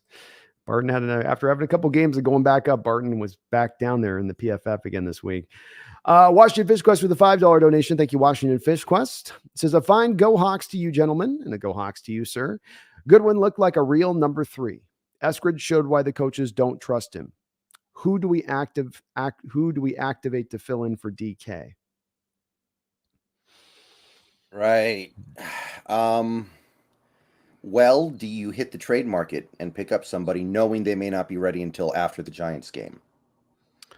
I'm certainly open to it. I think having upper echelon wide receivers on the outside this year has been a very vital point to Geno's success this year, and anything we want to do this upcoming year, that is. As well, Brendan, it seems like a position, the receiver one, where you can get a little bit more of a depressed point than you can, let's say, pass rushers, right? Where you have to prime the pump a little bit more if you want to pull one of those guys in. Right. So, what do we got? What do we got receiver wise in your mind? Have you had a chance to look around at all and see what might be out there? I think the number 1 would probably be Brandon Cooks. Yeah. What would Houston need to part with Brandon Cooks? You can't have them asking more than a 5th for him, right? Probably. And he's still good. He can still play. 8,000 yards receiving, guy hasn't turned 30 years old yet. Mm-hmm. It's just, he's had one of those low key careers where it'll be like, he'll end up with maybe 12, 13,000 yards. And people be like, how did he 13,000 yards? Like, geez. How about, okay, for a 6th? Which one? Who'd you say?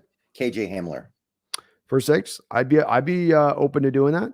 You could sign me up for something like that. I think that'd be a guy. There's not, I was looking through the teams, Brendan. It does seem like, because we are a little bit on this given subject here, it does look like a little bit on some of these teams, we're going to have to wait a little bit to this Sunday and the Sunday finishing to kind of get a feel for guys that are going to be available or not available. Because when I looked through it, was it your feeling as well that there are really few teams right now that I can really find in sell mode? Truly, truly, truly in sell mode, right? I think there are only a few teams that are really, really, really awful. Yeah. There are some teams that probably should be in sell mode because this is not the year for you anyway. Like, there are teams that are bad, but usually every year there's that one team that is like an affront to football. Mm-hmm. We don't have that this year. No. Well, and it's in the front running teams. As I look at it, you have a lot of teams in first place that'll have 2 or 3 losses. Hell, in the NFC South, if you're 3-4, you're in the top of that division at the record of 3-4. So a lot of parity in the league this year, and teams that you look at the bottom, because what you would normally do, Brendan, with this and looking at teams that would be teams that you look at the target for the trade deadline is you just go to the bottom dweller teams, right? You'd go, okay, who's at the bottom of each team? They've got to be obviously at this point out in the year, but the Patriots at 3-4, no, they think they're still in this. The Steelers at 2-5, you think they're out? They've got a couple guys that'd be interesting to me. I don't know about, I'd be out on Claypool, wouldn't you? He's too. I mean, he's good, but man, we don't need that kind of thing in the locker room right now. He is good though. It kind of hurts me to say it, but there you go. Yeah, he could be good. He's got some holes in his game. He bothers me in certain respects, but I don't know that Steelers are necessarily looking to be full on sell mode this year at this point. They should be though. You're right about the should be. It's that thing though these teams do where they go Baltimore Ravens are 4-3 right now. We're 2-5. They're a couple games out of first place right now. That's the reality of where they're at. And yeah, it's not likely to happen, but things turn around and teams talk themselves into it. I look at it and so you've got the Texans, Brendan. You've got maybe the Lions at 1-5. They don't have a whole lot we would want from them. That would be even options.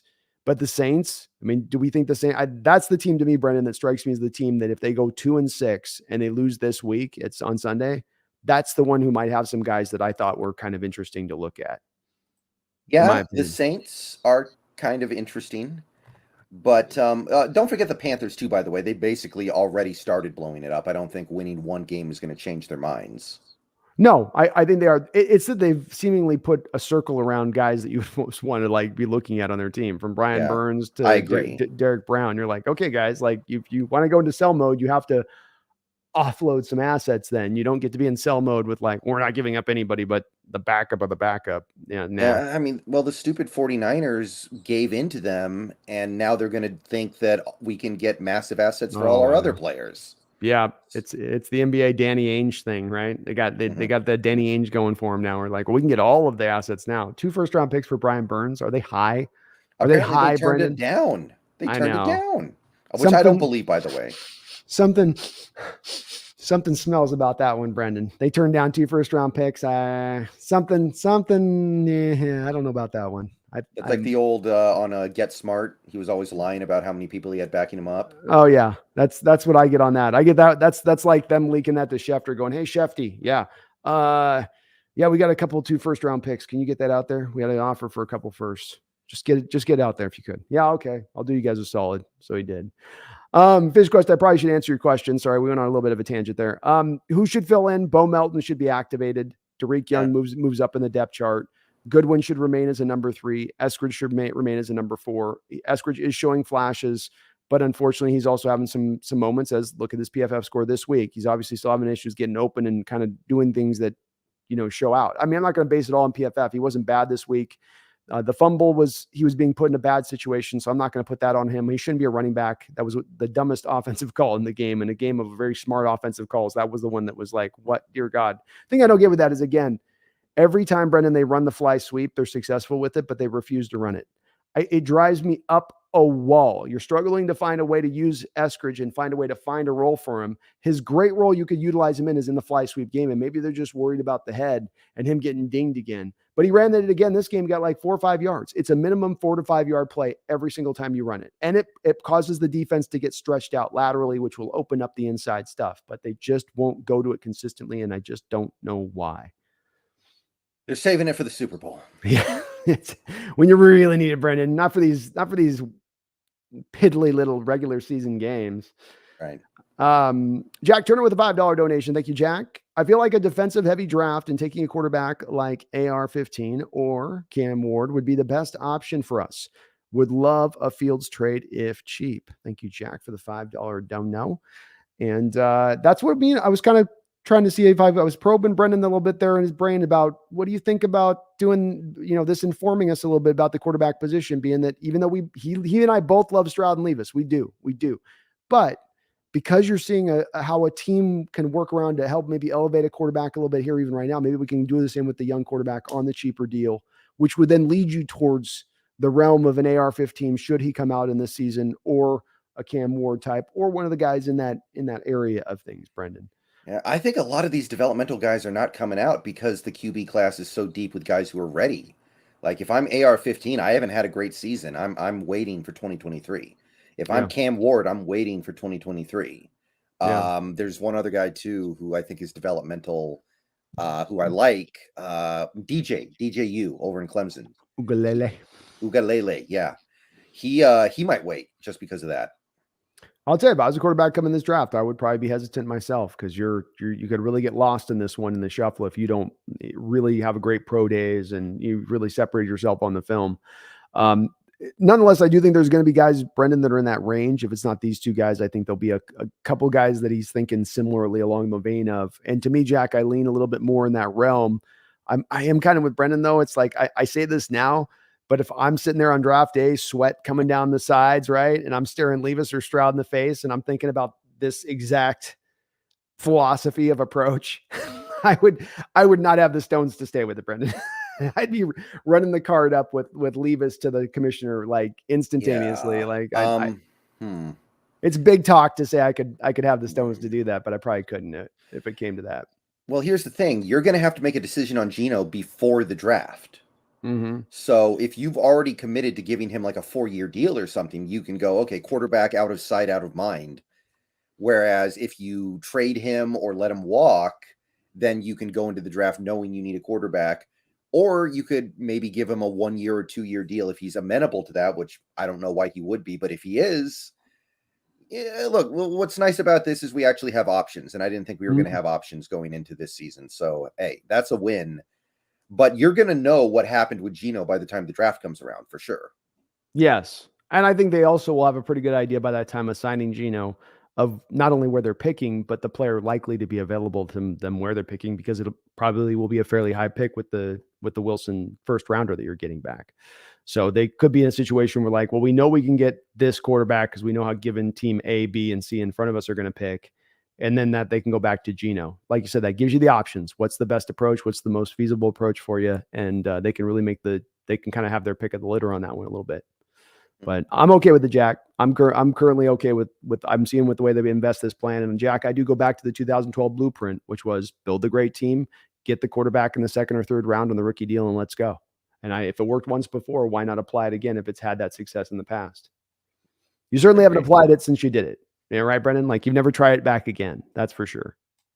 Yeah. Thank you, though, Jack. Piers with the $2 donation. We will have a Super Bowl caliber team next season. Piers isn't waiting, Brendan. He ain't waiting. Well, I think he's asking. He said, "Will we?" Oh, will we? Oh, I'm sorry. I was reading that like it was a commandment, Piers. Will we? Let's go. I think rather than will we, I think that maybe, and I'm not trying to change your question on this, Pierre, but how about can we? Maybe can we is a better way to put it, because will we is anticipating the moves they're going to make this offseason. And I can anticipate they're going to have a great draft, but I don't know if they're going to have a great draft. I can anticipate they're going to sign the right guys with the money they got to spend, but I don't know for sure that they can do that. If they do those two things, Brendan, and I'm not talking about having a free agent period where they just blast it out, but they make a signing a little bit like this one with Uchenna, make a couple of those signings at certain spots. You go have a draft that it's not maybe going to be at the same level of this year. Maybe it will. Who knows? I'm not selling short. Why we got to set our heights low?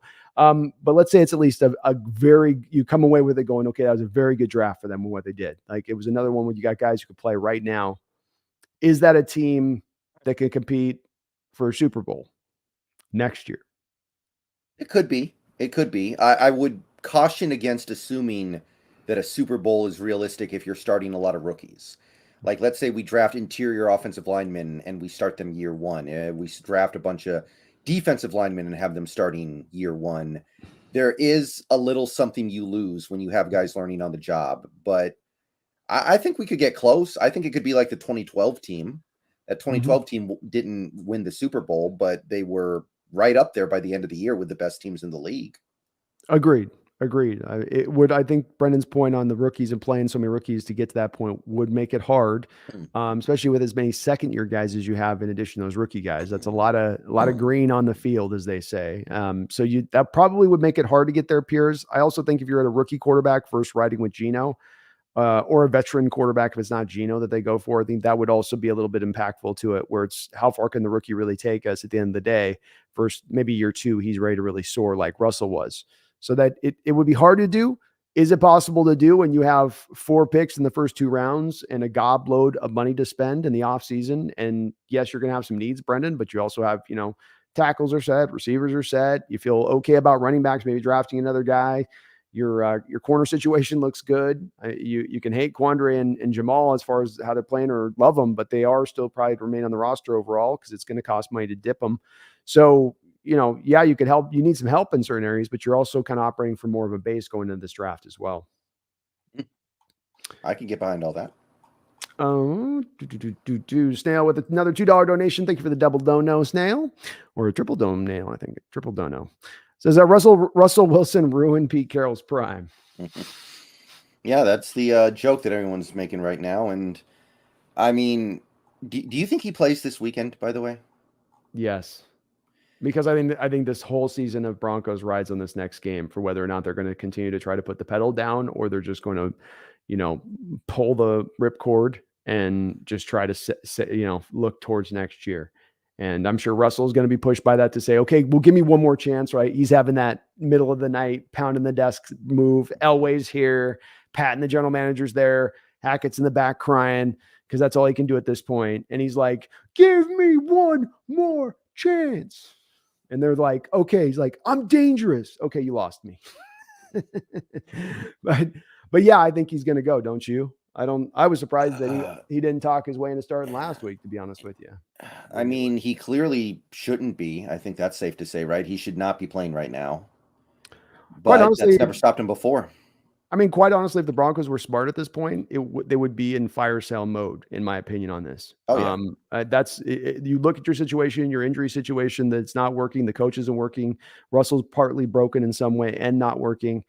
You've got to at one point go, okay, we have no picks. That's got to push us to, and that's why you're hearing the Chubb stuff, I'm sure. But that's why I think Judy will be gone too. Mm. If Chubb goes, Judy will be gone. What would you give up for Judy, by the way? Not a lot. I'm a big anti-Judy guy. Mm. I'm a big anti-Judy guy. If you can't catch as a receiver, it's like a quarterback that can't throw. I don't have much Oh, I patience mean, for that. we've got a wide receiver on this team that can only block. So It's true. why not? That's true. And look, he runs amazing routes. He's known as that like purified route runner where, he can do everything right up until the point of the catch that you want to see, but he doesn't do good with contested catches. He doesn't do good with just catching the ball kind of period. And I'd be more on Hamler, who I think has been kind of put behind Judy and Sutton at that point, because those guys are just higher valued, partly with Judy because he was the first round pick versus Hamler being the second rounder. But what happens if you give that guy actually kind of more of a chance with that? So Okay. I'm in regards to this thing. I have heard this. I don't think Wilson ruined Carroll's prime. You could make it definitely, and I think it's definitely you're putting that as a joke as much as anything else. But Wilson had a couple years there, as Carroll also has said in his press conferences. I've been here for a long time. I wouldn't have been here as long if not for Russell Wilson. I mean, that's something he said last year, I believe, if I'm not mistaken, Brendan. So I'm going to take Carroll at his word on that. So I don't think it's necessarily a waste of that. You could make the argument Carroll probably should have, rather than continuing to double back down and paying a quarterback top of the market money, he should have understand it's my ideology, it's my philosophy that drives the winning success of this team, not the quarterback position necessarily. That should have been maybe something he recognized, but that has nothing to do with Wilson causing it or anything. And again, I think you're saying it in kind of a joke. So it's Yeah. And let's also remember here that Schneider was the guy who really wanted Wilson out, according to most reports. yeah, Like Carroll has indicated that, oh, I never wanted to trade him. I was ready to have him for the rest of his career, but things happened. yeah. And it certainly does appear like this offseason, maybe Schneider got just a little bit more power in that to kind of maybe press that down a bit. So, Right. D Nugget, thank you for the dollar super sticker. I appreciate it, my guy. Hope you're having a good night. It's good to see you in the chat too. Go Hawks 2022 has become a new member of the Hawks Nest channel. So please do join up if you're not to the Hawks Nest membership. And thank you, Go Hawks 22, for coming aboard. Welcome aboard. Welcome aboard the Hawks Nest membership program. Ever growing. Your membership program is going pretty good on your side, isn't it? Yeah, it is. It is. What do you do on bonus content? I never asked you that. What do you? I don't want to put anything behind like a paywall is my thing. Yeah. I don't want to like do anything like that. So I have the custom chat emojis. I do shout outs in video descriptions and video intros. And it's mostly just that for now, because I just don't want to put any content behind a paywall. Yeah, I'm kind of the same way. I do articles on my thing on the background a little bit, but I have a hard time doing the video stuff with it because I just want everybody to be able to see the stuff. It seems counterintuitive. Thank you though for joining the membership program. Appreciate you, Go Hawks 2022. Garth Knight with another $5 dono. Thank you for the double dono, Garth. Says, Russ's infatuation with Drew Brees makes me think it's possible he was lobbying for Graham. By the way, Wingstop is the best wings. Double cooked. Ooh, double cooked. Is that a technique on wings?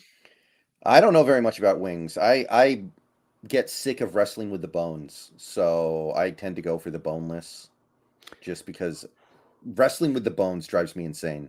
I can't do the chewiness. If I get to cartilage, I'm out. If I get to tendon, I'm out. Like once my mouth is aware that's in my mouth, I'm like done. And that's to what I get with those wings. I always find the just chewy gibbly part. That's just I've heard it's great, Garth. So I have heard it's great. And yeah, Russ's it was weird with me with Drew Brees and the way Russ looked at him a little bit, and that he certainly had aspects of his game that he took from Brees. I think a lot of the over the top delivery that he had employed was modeled off the way Brees had done it, because Brees was a height limited guy, but that was a way Brees could kind of raise his height up a little bit, as if you got the release of a guy that's 6'4", 6'5", or some of the guys like Herbert who will sometimes come down real low and cut his height off and get a lot of balls. He had 3 balls knocked down this past game against the Seahawks. Right. Whereas Wilson didn't always have a lot of balls knocked down at the line of scrimmage, really, historically speaking, in that respect. But Breeze was a guy that used a lot of his brain and a lot of manipulating coverages. He was one of the best guys I've ever seen at using a pump fake and then coming backside on the deep side with a deep ball, where he'd get the single high safety and boom, pump you this way, get the couple steps, and then I'm gonna hit my guy going over the top on this side of it. He was real cerebral as a quarterback, was Breeze. Kind of had to be, because he didn't have the greatest of arm strength, even in the middle of his prime. But kind of Russell took some pages out of that book. I don't think he took all the pages out of that book. Yeah, and look, the fact that Breeze did it for so long proves that it's not impossible. Russ could still be a good quarterback in the NFL. And this is something that we've been talking about a lot in my streams lately about Wilson. We're going to find out a lot about him this upcoming offseason, because this has to be like rock bottom for him, right? This has to be a moment where you're like, okay, wow, I really need help. Things have never been worse. I'm not winning anymore. My own fan base hates me. Like, I need to do whatever it takes all summer to get to a point where I can do the things that Drew Brees did. And if he comes back next year and he's doing those things, then he obviously worked on it all offseason. But if he's not doing those things, if he's still this same guy, then I guess he just doesn't want it enough or something. He's like Vince Carter. Well, you've touched on the key, I think, with Wilson. Let's see if you agree on this. I'm not as big as much on the people that are knocking Wilson to say it's physical erosion, or he's lost maybe a step or two as far as scrambling goes, but I think he's still got relatively the good arm. We can make the questions about where his finger is at and if that's still impacting him a little bit. But I've always maintained, and I still do maintain, Russell can tap back into being a great quarterback, I think, in this league, if he can get better at some of those neck up stuff. And I know I hit on this a lot, but that is controllable by him. That's not a physical erosion thing. That's not Father Time taking his slice out of you. That is, if I can learn how to be better pre-snap, if I can learn to throw with better anticipation, if I can understand the blitz game a little bit better and how to deal with that and work on those things, I can be better as a quarterback overall. And I think if he does go back to the workshop, there's the potential for that. I think too, Brendon, the Broncos have got to get their head wrapped around the fact, get him a pass protecting offensive line. Let's stop getting this guy killed every single year of his career. Easy to say that, not so easy to do it when you have no picks. I know. This is where they're going to have to lighten their defensive load. That's what they're going to have to do it. That's the only pathway to do is trade some defensive assets to make it offset. Yeah, I will say this. I looked at their cap situation. It's not that bad. They have cap space and they can create a bunch more. Restructure Sutton, restructure Simmons, maybe a little Randy Gregory, Garrett Bowles. They can create like 50, 60 million, not without doing anything too crazy. Mm-hmm. But then the players have to be available for you to sign. That's true. That's true. And there's not always, as we saw this we were considering, for instance, left tackles this offseason. It was the guy from the Saints and not a whole hell of a lot else, was Eric it? Fisher. Eric Fisher. It was Eric Fisher and the guy from the Saints. And I don't even know if Fisher ended up getting signed anywhere. No, he hasn't. He hasn't. So yeah, it's you can have that money to spend, and there's not always the guy available to do it. And they don't have the draft picks to go out and trade for a top of the line guy, because they're only going to have a third pick at best, probably. I mean, even if you trade Chubb, what are you going to get for him? A third at best. That's at best. He's only got a half season. He's a free agent. Yeah, straight up to the Saints for the rights to Sean Payton. That's the only thing I got. There you go. Mid-season, wouldn't that be incredible? Yeah, incredible. Do you think Payton wants to go to Russ right now? Oh no, of course not. But money would talk at some point. Well, he's got that Walmart money. They could come in. Hey, Sean, we'll give you $40 million a year. Like, oh, you better give me that if I got this. Unwind this. It's gonna take me years. Mark Sanchez with a $10 donation says, "Hey, Brendon, I'm dreaming big. Make a deep playoff run, get the first overall pick, and using our second round pick to get another first round pick. What do you guys think?" Well, one thing to remember, the Dolphins forfeited their pick. So if Denver gets the number 1 overall pick, our second round pick will be 32nd overall, because the Dolphins don't get the pick. So any other year, 32nd overall is a first round pick. Think about it. It's a great point. I really like the idea of these 4 picks. I'm open to the idea of moving down a little bit. The idea I've had for moving down is if you end up at like 4 and you can move to 10 and you pick up an extra first round pick, I would potentially do it. I don't want to go further than 10. But I like that. But if you don't trade, I like just taking the 4 picks and going, Brendan. Just Yeah. we did it this last year. Let's just ride BPA all day, best player available, and let's go. Let's see what we add 4 players to this team and let's let it run. But nothing would be better, would it, Brendan, than a nice deep playoff run, and then knowing you also have the first overall pick and that second rounder too. It's like we forget about the second rounder. Like you said, number 32, you're still getting almost near first round talent at that point with that second round pick. That's also a big part of this trade. Again, why people try to relate. I've been hearing my chat like, well, Jamal Adams trade was actually no. This one's going to be more better, and where those picks end up landing for the Seahawks versus what we gave up, which was like 10 and 22 and a third rounder, I think, or something. And yeah, it's not even close. It's there are only like 2 or 3 trades in NFL history that are comparable to where the Russ trade is right now. Yeah. Oh, yeah. I really do believe that's where it's going to land. I think it's going to be viewed right up that Herschel. And look, the Adams trade was bad too. I'm not saying that was a great trade for us, but this is the value on this, the 10th overall pick, maybe a top 5 pick, the 2 second round picks, the players you got in return. That's a phenomenal haul in retrospect, especially seeing where kind of maybe Russ is heading right now. But dream big, Mark. Dream big, man. This is looking really good for your Seahawks in the now and into the future. And you should be very enthused by that, because as we were going into this in the offseason, we had a lot of question marks about this stuff. A lot of things have been kind of answered to a certain degree moving on with this team. And boy, if they got a deep playoff run this year, no one would have seen that coming. But I don't think you got to go into the first round, Brent, Mark, because if you take that second rounder to move up to 20, that means you're probably giving up a future first round pick to do it. I don't think you're going to be able just to package the 2 second rounders to get up necessarily. Maybe, but it depends on how high we're looking to move up at that point. Yeah. It depends on the opportunities that are presented to you. Yeah, it's an interesting scenario, but and again, remembering John Schneider's never traded up in the first round in his entire life. It's literally against his religion. It's his 11th commandment, Brendan. He does the Bible's 10 commandments, and then he adds the 11th, which is thou shalt not trade up. Yeah, and most of the time I don't mind it.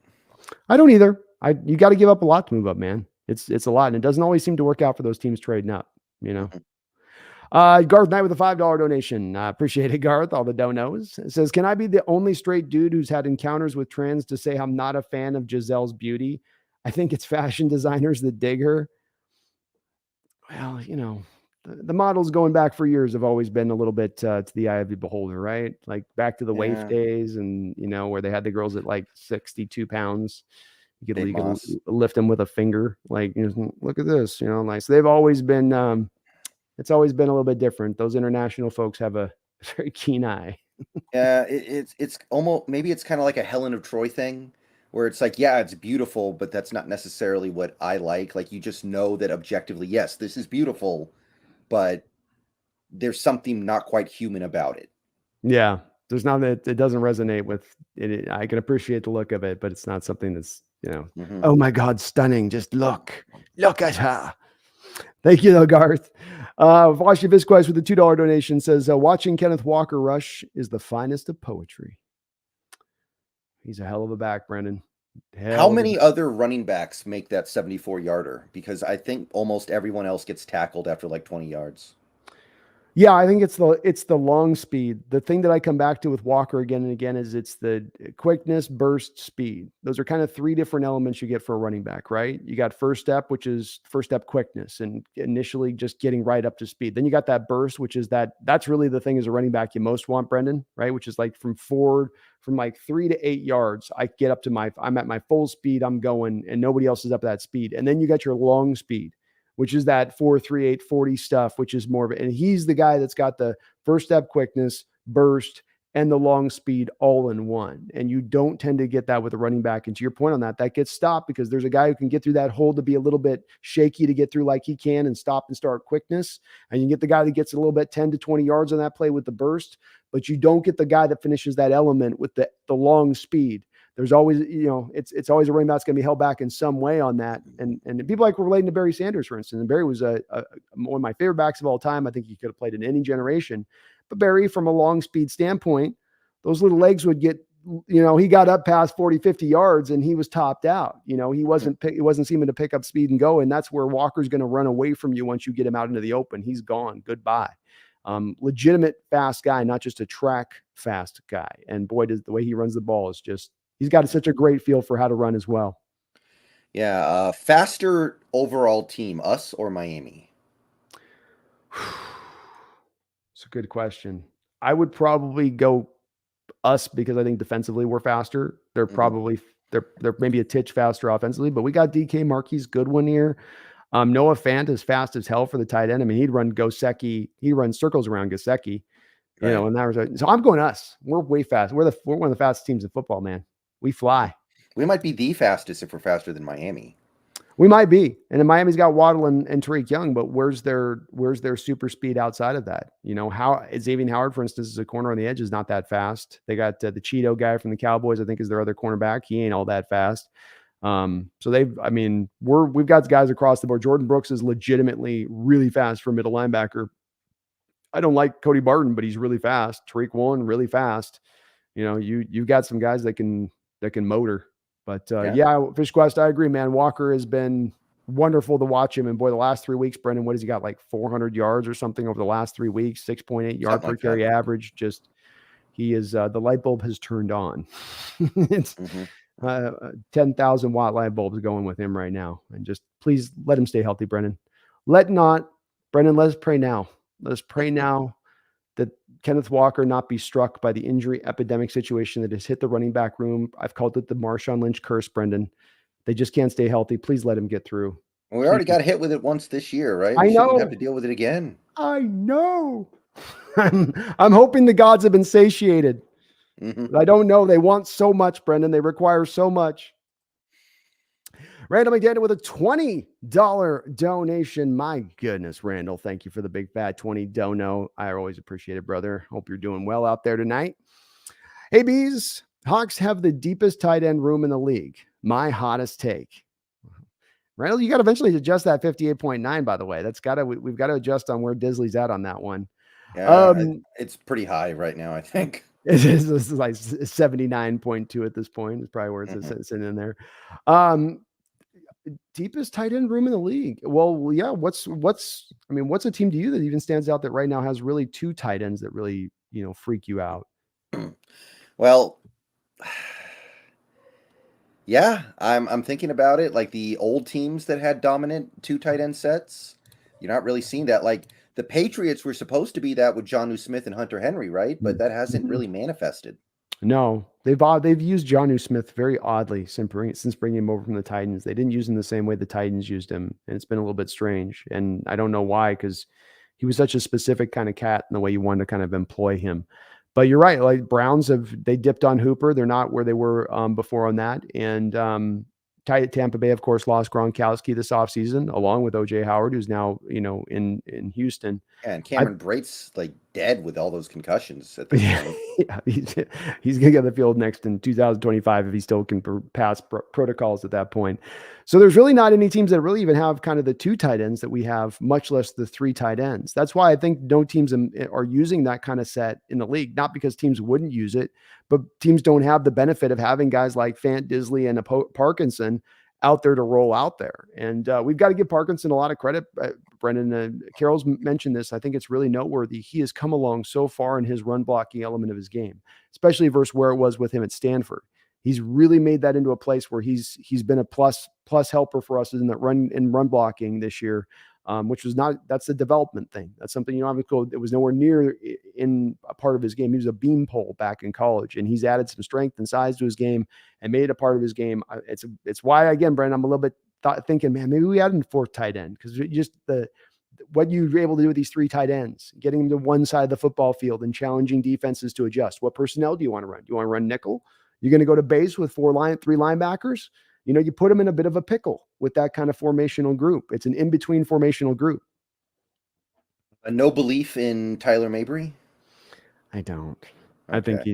he's a back end guy. He can probably be functional if you had to throw him out there, but I think these guys are all capable of, especially with Disley and Parkinson, they're all around tight ends. I can trust him in the pass game. I can trust him as run blockers, and I can trust him somewhat as pass protectors. With Fant, I can trust him reasonably around on those ends of things, but he's an H-back tight end, right? So he's not as much of the inline kind of guy overall in his basic build and set and makeup. But nonetheless, I think that they all have their own kind of impact that they provide that's a little bit special in their own little element of things. And I would say that, yeah, Brandon, we are by far the deepest tight end group. I don't think there's even a two tight end sets that would. I would say maybe you go Ravens with Andrews and Likely, depending on where you are with Isaiah Likely, I guess. Yeah, but who's their third guy even? No, nobody's got three guys. I was just trying to find a twosome, on Mhm. that. I can't even think of a tight end twosome out there that even challenges what we have with Disley and Don't the Bengals have Uzoma and another guy who's high profile? I thought Azumba went as a free agent this offseason somewhere. I Oh, think did he go to the I Jets? think he went to the Jets. That's right. Okay. Yeah, so they lost him. Mhm. They lost him, but I love it. It's such a great set. It's and they'll do the thing in times where they'll have him Gino in tight end, in shotgun or pistol, and they'll put Kenneth Walker behind him, and then they'll put the two tight ends on either side. Mhm. Again, just teams don't see those kind of looks, and I think sometimes defenses have had a hard time to figure out what to do about them. How do we attack this? Okay, what about if a tight end goes down, JJ Arcega-Whiteside plays tight end? How about that? Well, you could maybe do that. The one thing that stood out with him, Brendan, and I think one of the reasons they kept him on the roster is he's, I guess, a phenomenal blocker. Yeah, I think So I've heard that too. yeah, so I guess that would be the one reason you could go to that at that point. You felt like you're getting a lot of maybe what you get out of Parkinson if you line him into the tight end at that point. I mean, I'm open to that. And I think that the pickle you'd get in is you just can't trade for the tight end for the reasons you initially brought up. That's four tight ends taking up roster spots. That's just too many. It's a load Yeah. balance game in the NFL with the rosters, and you just can't afford to pull away from the other ones. We saw this past week, for instance, with DK Metcalf going down in this game, and then we had somebody else I think that got dinged at one point. We had Eskridge get dinged in the game, and then you're suddenly looking at, okay, we're gonna have Derek Young out there as our number 3 at this point. Goodwin will be Goodwin, Lockett, and Young. So you can kind of get into a dangerous territory at that point. I don't think we would have had more than 3 healthy receivers in that game if that had occurred. Right. Able to even go out there. So yeah, I'm glad it's this deep, Randall, but it's not a hot take, man. It's a true take. Yeah, it's not a hot take anymore. No. It's pretty undeniable as we talk through that. I don't know, it's weird. There's not more tight ends kind of across the board a little bit. Randall McDaniel with a $2 donation says, why has Brandon Cooks been traded so often? Boy, this is one of the eternal mysteries of the universe for me, Brendan. I feel mean, like he just keeps getting caught in weird situations over and over and over again. yeah. I sort of do too. I think there's some different reasons for different guys at different times. I think the Patriots had some stuff going on at the time when they moved him, that there were some outlying issues that were beyond him, why they moved him in when they did, that weren't just that they were out on him. It was something else, I think. I can't remember exactly what, but there was some impactful factor that was beyond him a little bit with it. With the Rams, it was the concussions, I think, because that was where he was at, I think, his most concussive point, where it's just week after week, he was really suffering from them. And certainly the concussions have scared a lot of people off. What has he probably had, Brendan? 9, 10 that we know of, and that probably means he's had 50, according to what NFL players tell us. Like if you've heard me have 5, I've gotten 75 of them in my career.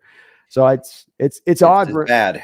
It is odd. The one thing I will say with him is outside this last trade, Randall, when he was moved, be it when he was moved from the Saints to the Rams, or when he was moved, or I think it was the Saints to maybe New England, and then New England to the Rams, it took a first round pick to bring him in. So there were at least some value in the league from those teams trying to bring him on board. It wasn't like they weren't giving up nothing for him and he was just being passed around, like the village bicycle. He plays almost every game every year too. He doesn't miss a lot of time. He's a great receiver, man. I thought he had legitimate comparisons coming out to Steve Smith. I thought he looked very similar at times in the way he played, being undersized guys that can play bigger than they are. Had a lot of great route running skill, legitimately fast. He's not quite Smith, obviously, but look again, 8,000 yards, 29 years old. He's had one hell of a career for those concussion issues that have been the big tag on him. So I don't know, Randall. It's a conundrum to me, but it's also why I'm completely willing to move a 5th round pick for him. You bring that guy into this roster now, and your receiver core is in great shape. It can sustain an injury. He can do a lot of the things you need to do. He's been in the Rams offense before, Brennan. So he has familiarity with this kind of stuff and what it's going to require him to do. Yeah, I'm calling that Houston GM every day until the trade deadline's over. Yeah, me too. I don't know if they've got anybody else I was looking at that jumped out to me that they would be willing to move in a trade. Was there anybody that you saw? Not really, admittedly. Yeah, there might have been like a linebacker, but off the top of my head, that might be the only guy. I think like Collins and Nico Collins or something like that.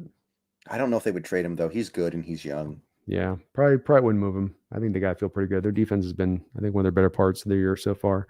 Cool J with a $2 donation. And Randall, thank you for that double dono. Cool J, thank you as well. Says, what type of contract would you give Geno? Go Hawks. Okay, let's answer this question. We're going to answer this, Cool G. We're going to answer this question like Geno continues with his current level of play throughout the course of this year. So if you take that, Brendan, if you took that projection ESPN stat that they'll put out for players, right, to show you if they play the full game, Right. let's say he goes out and has that projected season for the way that this finishes off. You are the general manager. Geno's agent steps into your office. You say, Geno, I don't want to negotiate with you. I'm going to give you an offer. I'm going to give you a fair offer, and you can take it or leave it. Where are you coming at it with? I'm going to stick by the contract I threw out a couple weeks ago. I'm going to say like 4 years, $104 million. Ooh, okay. I didn't remember hearing you say that one. Okay. Yeah, if he's willing to sign shorter term, then great. But I think that's what it takes to get him at least interested. I agree with Brendan on this one. I think $25 million a year on average, Cool J, is what you're going to have this set out. Of course, he's not going to make it evenly spread over that time. You're going to end up backloading that contract a great deal. So it's not going to be that. And with the bonus money and guaranteed money, you can move the numbers around a little bit with this. But it probably is going to take minimum a 3-year deal and maybe a 4-year deal if it's a matter of you trying to get a discount of rate on him on the average year per versus another team out there maybe offering him a 3-year plus. Some of it, Cool J, is going to be dictated by how much action he's going to get out there with a very strong quarterback draft market that sometimes can impact those free agents. But I would go, I would be open to maybe a 4-year, $100 million deal. Like you could kind of get me on that if you structure it right. I mean, you go maybe 30 million guaranteed, and the first year's cap hit, you can bring it down to something like maybe 8 or 9 million. Second year cap hit up to like maybe 16, 17. And then it starts to maybe climb really at that point. That would be a kind of deal that I think could make a lot of sense. Yeah. I think that you could give Geno that kind of money and turn around and say we can build a Super Bowl caliber team with the rest. I agree. I don't think that's unreasonable. I don't either, because it does come down to, rather than getting concentrated on the average per year here, Brendan, it's more about the yearly percentage hit. So if he's at, let's say he's $9 million on that first hit on a $230 million cap, which is right around where we think the cap's going next year, that sits at what, 7% roughly? We don't need to get the calculator out, but 7%. Then the year after goes up to 16 with the cap going to 245. That then goes to like 12%, not even 12, go like 10% maybe at that point with it going up. So you still keep your percentage relatively low of what Geno's taking up of the total cap hit and where it's going to go and where it's at. That's where I could most sign up for if you can structure it that way. Right. And it also means you don't have to spend your early picks on a quarterback if you're committing to Geno long term. Bingo. Which frees you up. Bingo. Now as the free up comes in where those first 4 picks, now it's just all house money. You get to go for the best possible player you want to go get at that point. You're not really driven by having to be position specific, because I know that I don't have to grab this linebacker who's super awesome right now in the first round. I can go for the little higher projected player because I can go back and get my middle linebacker in the second round at that point if I need to. And right. It really sets the stage for you if you do go that route instead. It's one reason I'm getting more and more in favor of it, especially if he keeps up at this rate, Brendan, because that's part of this, what we're saying with this, folks, that this is if he maintains this level of play throughout the course of this year. 283-128 with a $2 donation says trade for Slant Boy. I'm guessing that's Mike Williams. No, Slant Boy is Michael Thomas. Oh, Michael Thomas. Yes, not Mike Williams. Sorry, I got my mics messed up. My mic receivers messed up. Yes, Michael Thomas. That's right. Is he even playing right now? He's got he's hurt. That foot injury, I think, is still pop pipe. I don't think he's gotten over it. 283. It's the same issue I think that he's been dealing with the last couple of years, and I think he's had both feet go out on him. Yeah, I think that contract is heinous too. No, thank you. Contract is heinous. A guy that I think has been a bit of a poster boy, whether fair or not, for the appearance of I've just got paid. I just got 150 catches last year. I'm gonna kind of chill it out now a little bit. I'm not saying that he's completely doesn't want to play, but there's been some things with how he's done this. Remember, he had the surgery situation where I think he waited to do the surgery till right before the year, I think a couple of years ago on the foot, kind of what pissed some of the Saints organization off at that time. Yeah, the Shaquille O'Neal move. Yeah, the Scottie Pippen move. Remember that he did that too at one point, where it's like, I'm not gonna have my summer messed up by this. I'm gonna do the surgery later on. And so if the contract wasn't as bad as it is, but it's still, I think, the highly, even once they dump the bonus money, you're still on the hook for like 14, 15 million base or something like that. He's not Yeah, he's not that pass. player anymore. It's a pass. Too long since he's been that guy. NFL moves fast in that respect. Thank Mhm. you, 283, though. Appreciate it. Snail with a $5 donation. And thank you for all the donations tonight, Snail. Very kind of you. With college quarterbacks getting paid in college, you think prospects will come out earlier to go to better teams instead of waiting to try and go higher? Ooh, very good question. Hmm. Very, very good, interesting question here to kind of ponder. I'll let you It's answer first. the money you make in college is still so little compared to what you can make in the NFL. I don't know. I still think these players are going to covet going as high in the draft as possible. I agree with this as well. I think, especially in the quarterback, the way this could affect, in my opinion, maybe lesser positions that aren't quarterback, um, because of the fact that, okay, I'm at least getting paid a couple $1 million to be in college, where it could end up going up with some of these guys. That's worthwhile. With quarterbacks, you're playing a position that doesn't tend to have the injuries that are going to ding you in your career, or you have to worry about as much at the college level.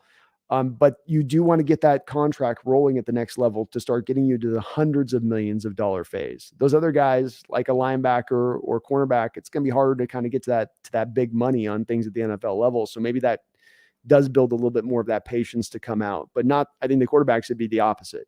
The money's just too good for them. Everybody's getting paid. Everybody's getting paid big money. You want to get that clock ticking as quickly as humanly possible. Part of the reason why, Brendan, I think AR-15 Richardson should go back. I don't think he'll end up going back. I think these quarterbacks are going to be impelled by their agents to get out early, and the agents are going to advise them and say, look, you have to, you want to get this clock going now. Even if you're sitting on the bench for a couple of years, get the clock going, get it moving. Because that's going to just be one more extra year you got on your career of making big time money, like 20, 25, 30, 35, Yeah. 40, 45 It, million a year. if you're a worthwhile player like Anthony Richardson, this decision might determine whether or not he becomes a worthy NFL player. Like if Anthony Richardson goes out now completely not ready to play in the NFL, what happens? He's going to go to a team, maybe sit on the bench, maybe he never gets his chance. Like a guy like Malik Willis. Is it would it be shocking if Malik Willis just never got a chance in Tennessee?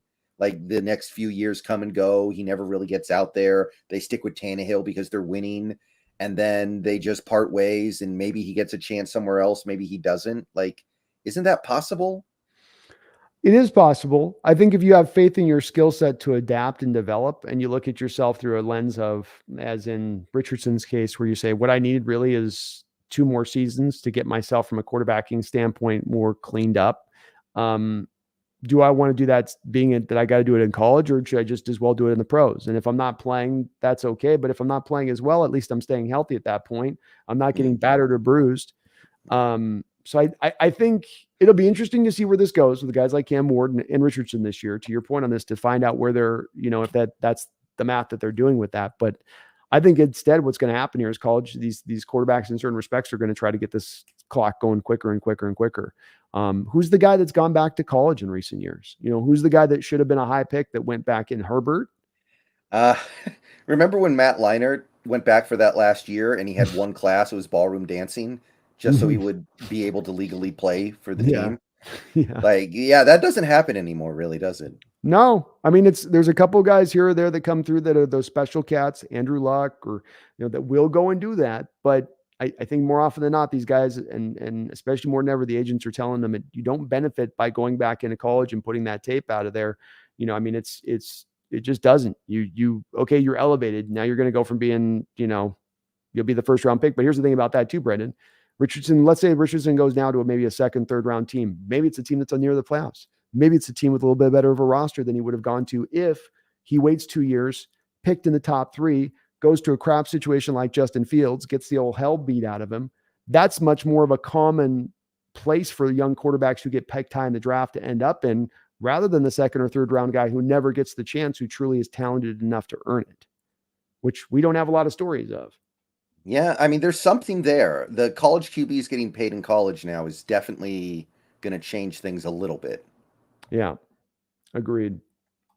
Thank you though again, Snail. Very kind of you, and very kind of you too, Garth. Another dono from you. Says Brando. That needs to be a movie where Russell breaks through and wins that game in London with heart and soul, inflaming a European fan base. Yeah, I mean, I guess he is probably going to play in this game, right? Like for the reasons that you said, this is like the last stand. You know, I got to tell you, obviously, I'm probably going to get up at 6:30 and watch that game because if Wilson's playing and it I might truly too. is the last stand of Nathaniel Hackett, I want to see it. But I don't want Hackett to get fired. I'm hoping they just decide to write it out with him. He's gone, dude. Well, I mean, yeah, you're right. I think Hackett stays through the year because but the second it gets to Black Monday, he's gone, and then they probably already will have their coach they'll have been talking to, but you're gonna see Russ lay it all on the line with this London game because of the fact that, and that's why like, you're not gonna keep him off the field, and they've already said he's trending towards playing. This is their season right here. They win, they still have a chance to turn this around. They still have a chance to, even though it's as slight as it may be, it still does exist there that they can start to find some fire and get back to it. They lose though, you're going to be offloading a bushel of players, and it starts with Chubb, starts with Judy. I don't know that it ends there. I don't know that's where they finish out at that point. And it just kind of occurred to me they can't just promote Evero, even though he's doing awesome, because Russ is going to want an offensive-minded head coach, right? Oh yeah, and that's look. This is the part of the Russ decision to pay him like they have and be married to him like they have, is that now you have to make all of your decisions based around whether it's the right decision for the organization or not. It's more now around what's the right decision to get the most out of Russell Wilson and salvage this situation. Which you could make the argument those two decisions go on in opposite of each other at times. And that means you're not always taking the right track to try to rebuild this and fix this because everything becomes about you. A little bit like our Seahawks in recent years, right? You're always chasing after the thing that was failing and having something else kind of fall off the back end. That's going to just be the second it's the whack-a-mole, one thing is pounded. Here comes up the next thing on it. So they're going to have to bring in an offensive minded head coach, Brendan. They're going to have to make a legitimate guy that can guide Russ through in a strong fashion. And you're not going to do that by promoting. I could see them maybe keeping him as a defensive coordinator though, saying Yeah, good luck. that's happened before. Yeah, I mean, yeah, but good luck when all the other head coaching vacancies take a look at what he did on that Denver defense, losing like all their good players, still somehow grinding and just finding these ridiculous ways to hang in these games. He's getting a head coaching job. If Brandon Staley got a head coaching job after one season with that Rams defense, then I think Evero's up too. I think the only thing that would hold them back from that, though, is the Broncos have been good defensively over the last couple of years, even prior to this year. And so teams going to look like he elevated that defense so big, or where they're going to look at like, well, he took over for a well-attuned car that was rolling, and he just had to do the oil changes. Yeah, you might be right, but it depends on how many openings there are this offseason, right? Like how many teams are going to need a head coach? Probably, I would say the Houston, because they're going to get rid of Lovey. Do you think Frank after Reich one? is No way. Hold on, they're not getting rid of Levy after 1 year. No way. He's really, not after one. Not. really. I don't think so. Okay, you're It's probably very right. unusual. It's very unusual in football to get rid of a coach after 1 year. It can happen, but you have to be Jim Mora Hackett levels of bad. And I don't think that. I think if anything, Lovey's given Houston some indications that he can. Not, I'm not saying be the guy, but is not necessarily a problem part for them right now as the head coach there. And I'm not a big Lovey Smith guy, but I think 2 years you could give me, but not on the first year. I don't think that happens. Frank Reich is probably gone, especially now that Matt Ryan's out and they're probably going to lose a lot of games. Okay. I'm kind of with that. I think Frank's had a tough.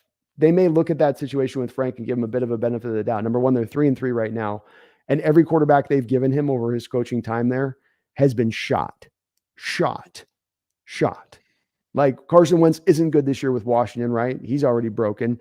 You got the year before that, they tried Phillip Rivers when he was done. Now they're with Matt Ryan, who obviously has got a big fork sticking out of his back. Can you hold Reich responsible for that? I mean, can you really press him at that point? And I mean, you could maybe say you shouldn't have lost the Jags last year, bottom line. Well, that's my thing. They no-show a lot of these games. Like Yeah. earlier this year too, they have a must-win game and they lose 24-0 to Jacksonville. Yeah. I don't know. It feels like they no-show a lot of games they have no business losing. Like maybe Brandon Staley if they miss the playoffs. Yes, 100% Okay. there. 100% there. Josh I see McDaniels. that. That's my Sean Payton spot. Yeah. Los Yeah, that's Angeles. money. That's where he's going, I think. Josh McDaniels. Not after 1 year. Okay. He just remember that Raiders coach is broke. And he had to just pay Gruden a whole bunch of money when he let go of Gruden with all the money left on that deal. He's going to just go do the same another 1 year after just doing that with Gruden again with another coach because that money is guaranteed. Mhm. I don't think he will. Ron Rivera. It's possible. Ron's been there a while. But again, with Ron, you get a little bit of like the Frank Reich thing. Is it Ron Rivera's fault you've never gotten him a quarterback there from the general manager standpoint? Who's been his guy since he's been there? Alex Smith, Tyler Heineke, and now Carson Wentz. Seems kind of like a tough assessment of Ron Rivera. And I'm not a big Ron Rivera guy, but if I'm looking at that as a general manager, I'm going, yeah, I kind of gave him less than below average quarterbacks at every turn, if not bad quarterbacks, and then asked him to flourish with that. That's a tough. And look, NFL's cold blooded with this stuff, Brendan. So they definitely could still pull that trigger, but I don't think it's a necessarily no brainer. He gets fired, and he does have the team right now. I mean, they're at 3 wins right now. Yeah. They're They're in a tough division. I guess I could see that. then they're in a tough division. They're maybe in the toughest division in football at 3 wins. I remember too, Brian Robinson got shot before the year that was going to be their number 1 running back. He's had a little bit of some difficulty there, but you might be right. He's on it. I think that the Lions coach still maintains and remains there. I don't think that they fire him, even though he's not quite getting him there this Dan year. Campbell. Yeah. I think Lions kind of understand. A lot of injuries. They can blame it on that. Yeah. Kingsbury, I think, is out in Arizona. Maybe. Except they just extended him. Maybe they I just know. decide they don't want to deal with that. See? Carolina's going to need somebody. We Yeah. know that for a fact. Do you think guys like do guys like Dennis Allen and Todd Bowles go one and done because they're underachieving so badly? No, because I think with Todd Bowles, people will recognize the fact Brady kind of was in his he was sort of out already this year, and then his roster wasn't as good as it's been in recent years. With Dennis Allen, I think you've got to again expectation level look at that and go, okay, yeah, we brought in guys like Jarvis Landry and the Honey Badger. They also, I think, lost their safety that they had there, and I think they did like a trade or something with that. They've Chauncey had guys. Gardner Johnson. Yeah, Chauncey, maybe it was that. I think that was it. Or was the other guy? I forget. One of the two. But Trevor Penning went out. One of their big first round picks has been out the whole year. They've had a couple of other injuries at spots. But did you really expect him with Jameis Winston and the Red Rifle to take that team really truly anywhere? I know they went for it. I know they pushed for it. I know they thought they were better. But like, what did you really see? It could happen. It could happen. The defense has not been playing as good. That's supposed to be his bread and butter. And if you're a specialty coach to one side of the ball, you better have your specialty be good. Like Ron Rivera, for instance, you could go, okay, I haven't got the quarterback, but he has kept that defense in pretty good.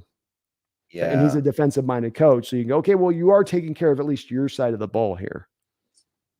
My thing is just in Mickey Loomis's mind, he built a Super Bowl contender, and they're 2-5 right now. Maybe it's not true, but I think in Mickey Loomis's mind, he built a Super Bowl contender. So he's going to look at it like that.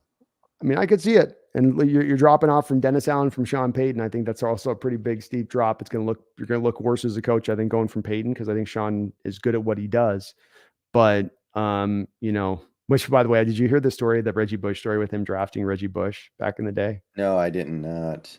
So this is, in the Mario Williams, Reggie Bush draft. And they were aware Saints were going to take Reggie number 2, and they didn't want to go to there. He wanted to go to New York instead. So his agent calls Sean Payton. He says, don't draft Reggie Bush. We don't want to go to Saints. And Sean Payton says, F you, we're picking him. And then selected him. Yeah, I mean, that's kind of what you have to do if you're going to be a small market team that's going to have players do stuff like that, right? You do. I loved hearing it. It was a great story by Payton. Like, don't let the player tell you, like, no, he's coming here. He's the player. He's the right choice. Let's select him, Dak Man Clan Killa 187 with a $2 donation says, can we trade Cody Barton for a used PS5 with a Rolex? You probably have to put a Rolex in Cody for I don't know, because Cody's such an offset in that deal. There are Cody Barton stands on Twitter, in Seahawks Twitter. There are a couple people who were really saying like he was a huge part of what we did against the Chargers. Like he played great in that game. I don't know if I see it. I just don't.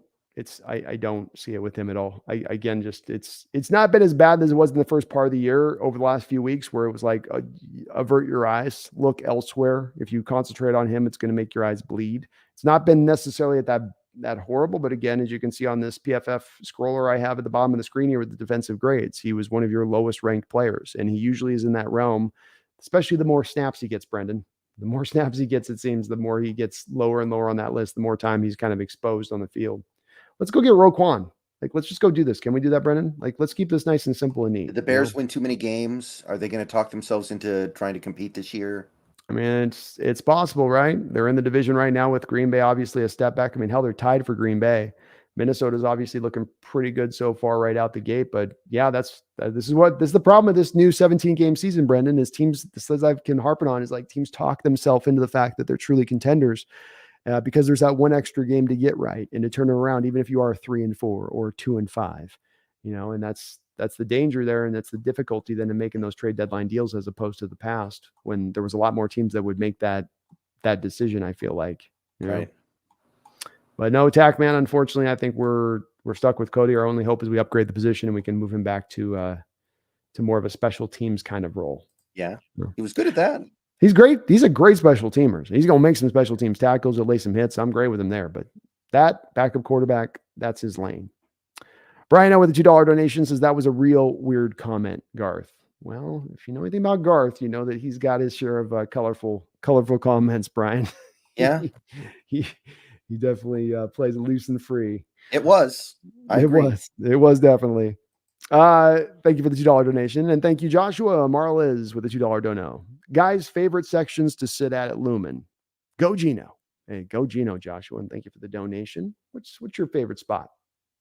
I mean, I think that pretty much any stadium you want to be near the 50-yard line. Yeah. I like the upper bowl more than the lower bowl. It's like watching all 22. Oh, okay. Okay, I'm with that. If I'm in the upper bowl, I got to be low to the upper bowl. I don't want to be up at the high point upper bowl because you can't see Jack Diddley when you get to the high point of that upper bowl.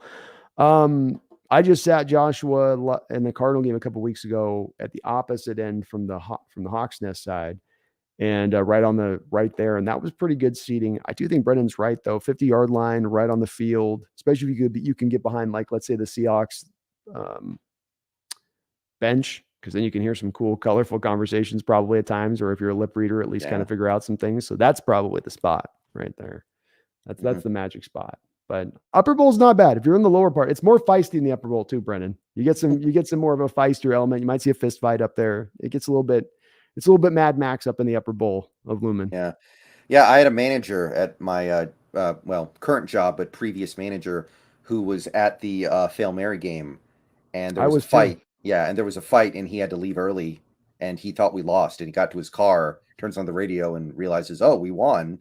And he didn't know how until he got home later. Oh, that was an amazing game. That was such a fun one to be at. And just that moment in the whole stadium, you had a whole stadium of people just, what happened? What happened? What happened? Everybody asking each other what they saw, and nobody saw anything because you just had the pile of bodies all go into, one little thing. And on the camera, it's clear, but in the pile, you're just like, who did he, what happened? Did you see? I didn't see. Yeah. That was insane.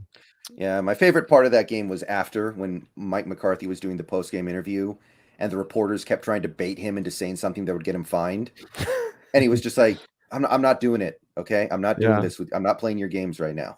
Yeah. Well, and the coaches knew. They're like, these are replacement refs. What's the point of bickering about this? They're going away at some point anyway. So it's kind of stupid to even start, picking it apart. And I still maintain it's a catch. It is. It literally is. It should have been pass interference on Tate. He pushes the guy in the back. I understand that. I'm with that. But that's another point. That never gets called at the end of games. You can I've seen that happen in a lot of games at the end of the games on a Hail Mary, and I've never seen that called with the guy, and there always gets a little pushy and stuff. The officials are going to let him play. It happened one time, Jimmy Graham, when he was with the Saints. But that was at the 49er. Wasn't that at like end of halftime, or was that at the end? No, that was the game winner. That was the walk-off game winner, and they called it back. That was the game where Jim Harbaugh threw his binder up in the air and then had to go get it because the game was still on. Doesn't he always do that? He always did that back in the day. No, that's true now that I remember about it. So, but I'll give you that. There Yeah. was, if you're calling by the letter of the law, the Tate push off there at that. But when they both go up in the air, just because the Packer guy gets his hands on it first doesn't matter. He's not got his feet on the ground. He's not in possession. He's in mid-flight. And if Tate gets his hands on that ball before that guy gets the ball on the ground, and he gets his feet down before that guy gets his feet down, which is exactly how it played out, that's a catch for Tate. That's a touchdown. And that's how it should be viewed historically. Yeah. The NFL has even come out and said it's a catch. Yeah. To this day, they'll say it's a catch. It's just they missed the pass interference, which they also admit. Right. Which I'm good with that, but it's letter of the law. He got it. Thank you, though, Joshua. I do appreciate it. Robbie Red with a $2 donation says, Russ, worst Subway spokesman since Jared.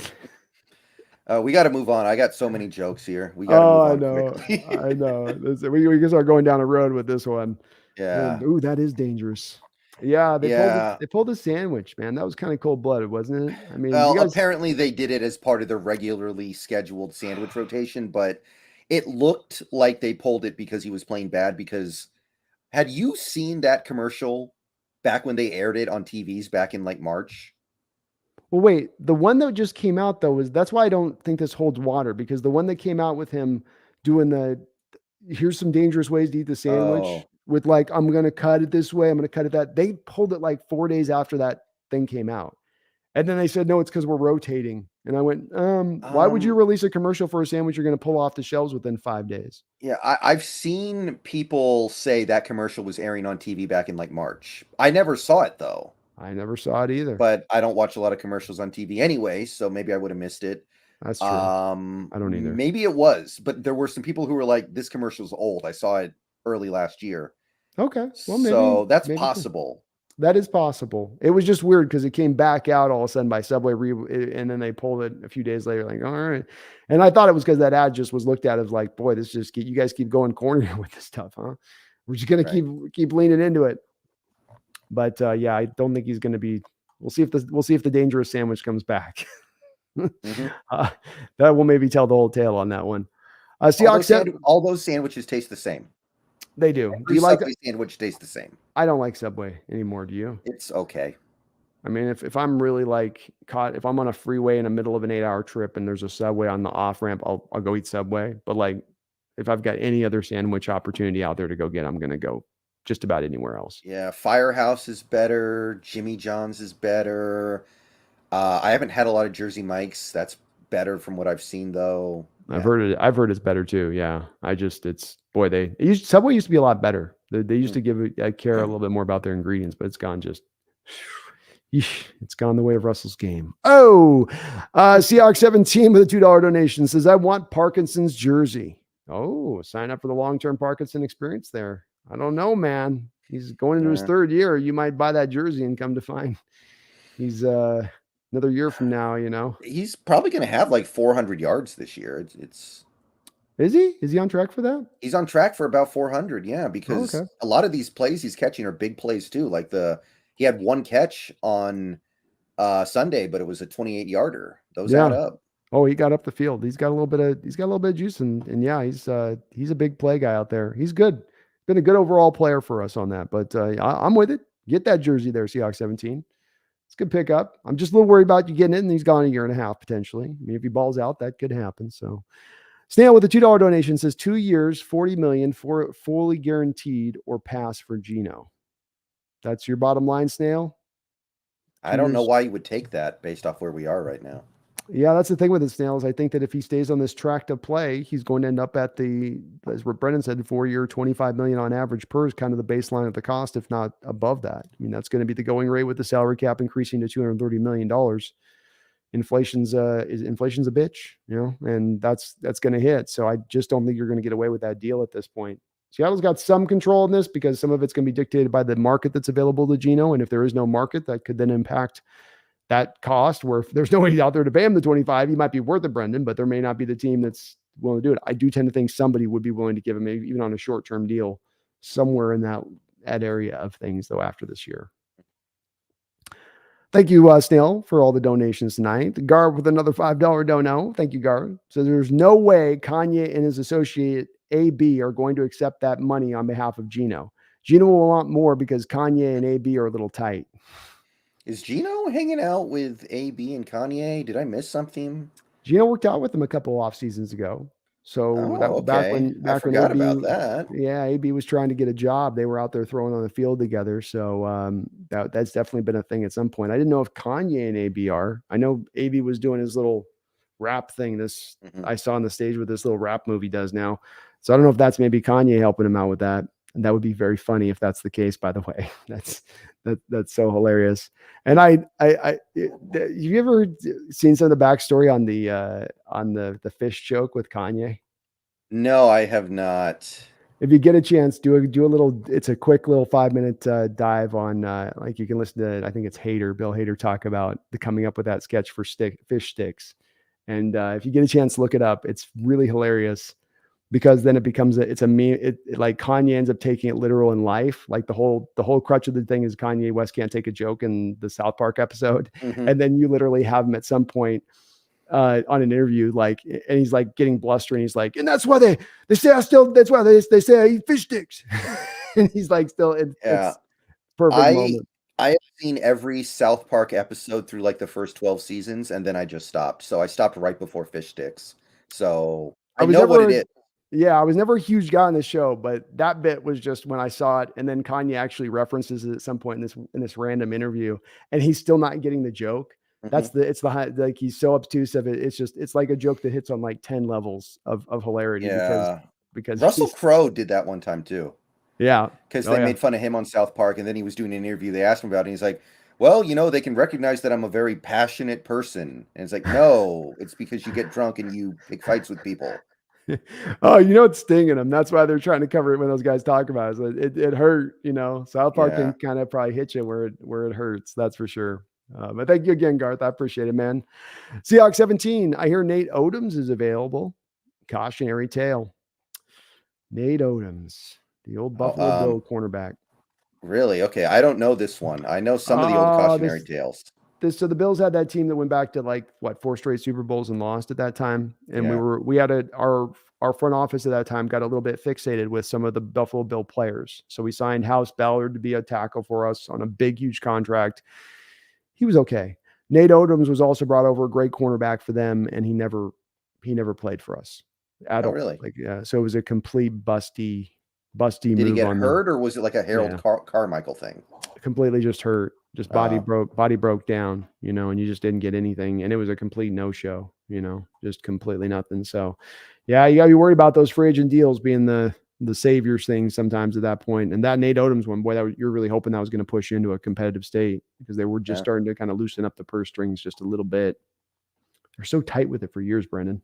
Mm. But it was a good signing. You liked it at the time, Brendan. It would have been like, it'd been like getting a Xavier Howard from the Miami Dolphins. Yeah. Stuff happens. Hindsight's 2020 sometimes. Stuff does occur, but I love the reference, man. Thank you, Seahawks 17. That's a good one. That's an old one. Guard Knight with a $5 donation says, Russ, I've seen a lot of people changing during the game. Russ, if I change and you can change, then we can all change. The Rocky speech. I love it. Yeah. Yeah. I've only seen the first two Rockies. I know this quote. I know what this quote's from. It's from four, but I've actually only seen the first two now that I think about it. He's just wiped the floor with Ivan Drago. And Right. he's in Russia, right? He's done it in Russia. And he did his whole training regime at Russia, like running through the snow and like lifting logs. And so he's got this whole Russian communist Russia there in the stadium around him, and he's just beating him. And the theory is that he's fought such a good fight. He's shown such a great will. He's brought the Russian people to them.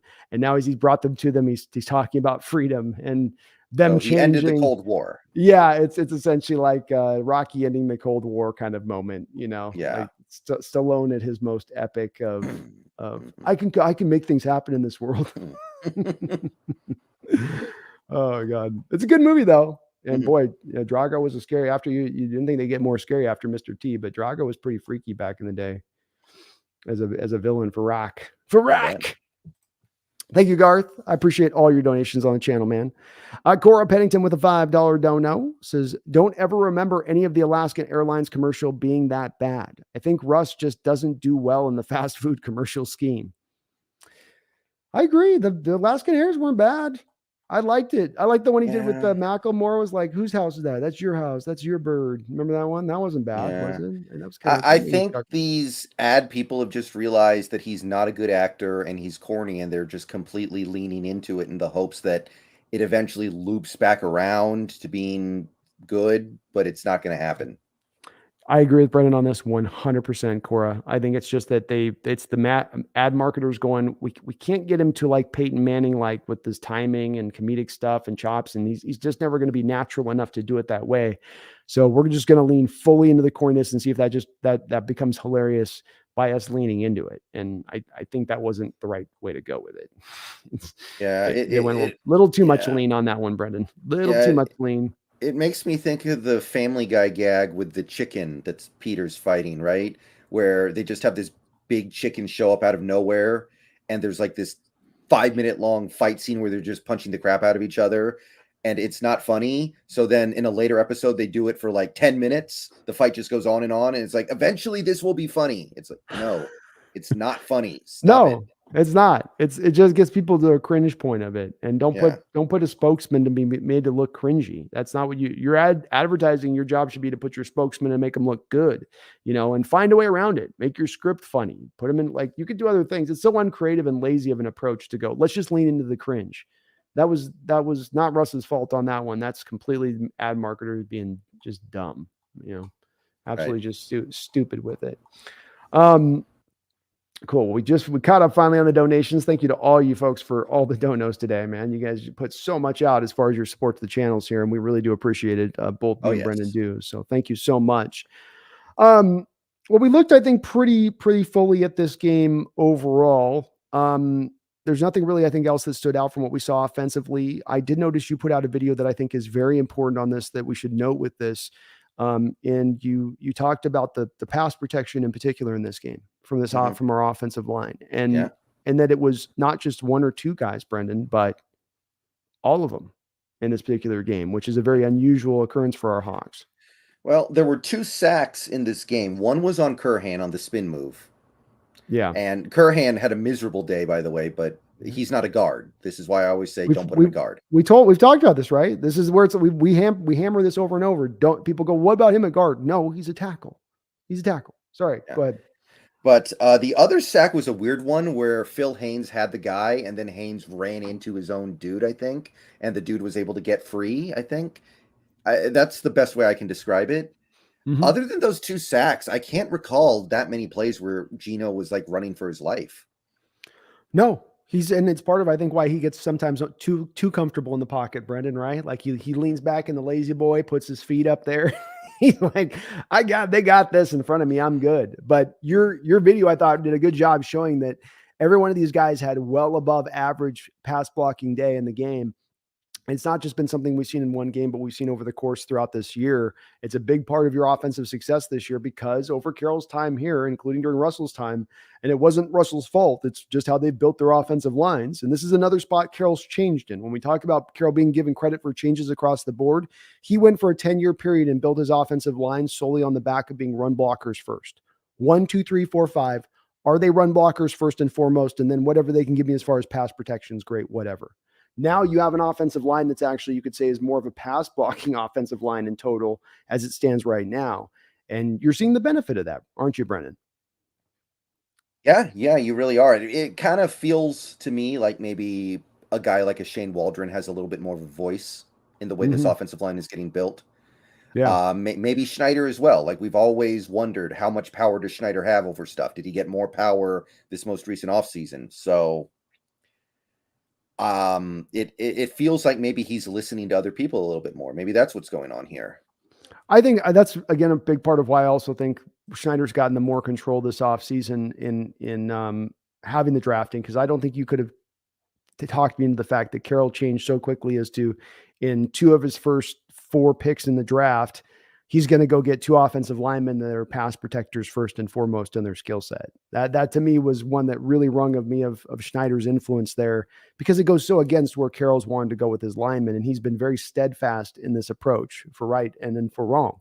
But that was a tremendous offensive line performance and pass protection this game, Brendan. Obviously, they had no Bosa, so there wasn't as much of a challenge there. That this is a Staley defense that's given the Seahawks team problems at times. I know that's not a good Charger defense, and I know that, again, they're light and down some bodies. J.C. Jackson got injured in this game as well.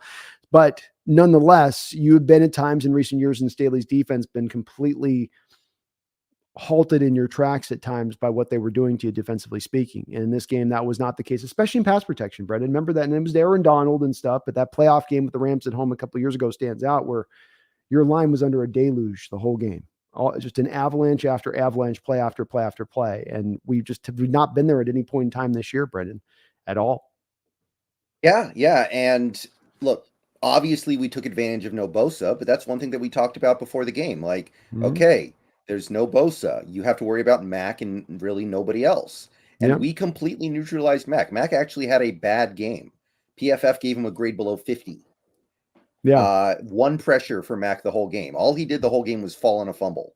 And try to pick a fight with Kenneth Walker. Yeah. Great sequence, by the way. Oh, it was a great sequence. Walker giving it right back to him. He ain't scared. And Mac's legit one of the more scarier guys in the NFL. Like if he took ripped the ball in my hand, I'd be like, well, it's your ball, really. I mean, but Walker came back, gave it to him right across the face mask. I love to see the kids showing a little bit of that feistiness. But yeah, you're right. You held down this pass rush in this game. You didn't allow anything to happen. Mac had no effect. You didn't let their best pass rusher beat you on this day, which is, again, sounds straightforward and easy. But hold on, let me get this out of the chat. Which sounds straightforward and easy, but it's an easier said than done thing in the past where we've at times, like an Aaron Donald, allowed him to wreck whole shop rather than let's just commit to a double team on this guy, make somebody else beat you on this defense. So I don't think they were doing a lot of necessarily double teams. I think it was just Cross and Lucas holding it down when they were being challenged by him off the edge.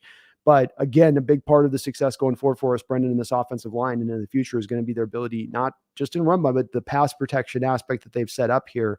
There's going to be more work to do with this, but especially those tackles on the edges, you feel really good about that, going forward on that.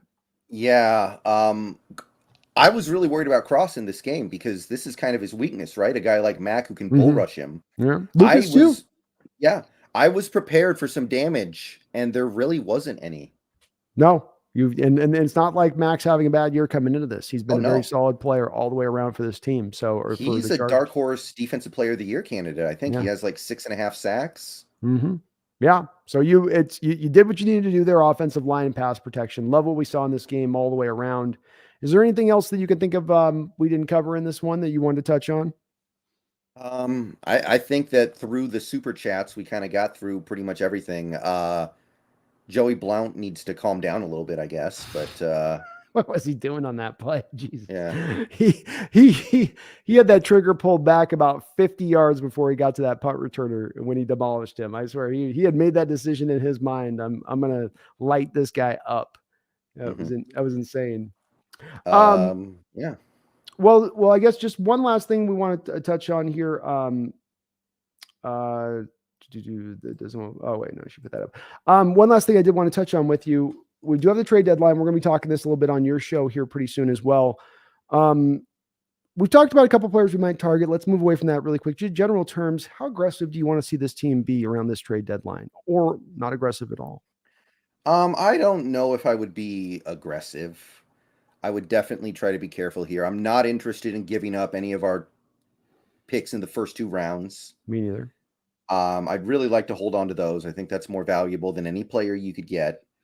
But if you want to improve your depth a little bit or make the team a little bit better now, there's no reason not to, because a lot of the guys you get may end up being long-term pieces as well. If you get KJ Hamler, yes, it's to help with the Metcalf situation until he gets back. It could also be something where he becomes a receiver for you in 2023 and beyond. Like behind Lockett and Metcalf right now on this team, there's not a ton of confidence in any one receiver. No. So maybe Hamler becomes your slot guy or your third receiver or whatever. Yeah. And it's not a big cost. Yeah. So I'm open to discussing the 3rd round pick for the right guy. I'm definitely ready to give up a 5th round pick if we need to, because we have 2 of them, remember. That's right. Keelio Witherspoon trade finally starts paying back. Yeah, I don't think we're getting any compensatory picks, but even without that, we can make some moves here. And I don't mind I know the goal is to win a Super Bowl, and I don't think this team's going to win a Super Bowl, but there is something to be said for trying when the opportunity is in front of you.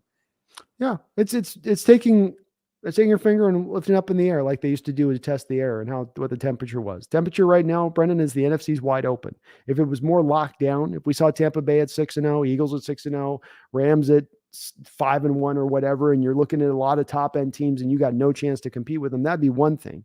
But I look at the teams that are even currently at the top, like the Eagles or the Vikings, and I go, I don't know if they're going to be as good all the way through the year. And I don't know if they've been all that good even up until this point right now necessarily. I know they've been solid, but I feel like those are two teams to me that may be playing at their best football right now at this point of year, not necessarily down the road later on in the portions of this year. We'll see how that goes with it, but that's where I am open to you going anywhere from third round pick onwards, and being pretty aggressive with those picks beyond the third round, because I want to just keep those first 4 picks for the value they are and holding on to them. But let's be aggressive on the back end. You never know what happens. You could get a couple positions right. We talked about the top of the show, Brendan, defensively. You didn't change schemes up. You didn't wiggle the back end coverages and start running a lot about man to one side. We're going to run zone over here and cloud coverage here. And you're still running the same stuff on the back end. What'd you do? You flip Boye Moffitt out for Darrell Taylor on early downs. Now you got a plus run defender where there was a negative run defender. You got out of the 4-man fronts that weren't working and made a little minor change with that. And you got epic returns from this over the past 2 weeks, as far as looking at that DVOA stat that you've mentioned. So who's to say bringing in a Roquan Smith or a big deal that's not in those first 2 picks, but a third round type pick couldn't have a pretty big monumental impact on this defense if you can find a way to bring that kind of guy in over here. And I think the squeeze, Brendan, would be worth the juice. Yeah, and again, it's not just about this year. You don't have to rent a guy for half a season. No, yeah. For like Roquan Smith, you could sign him to a contract extension after this year. During this year after you trade for him. I mean, there's nothing to hold you back from doing that.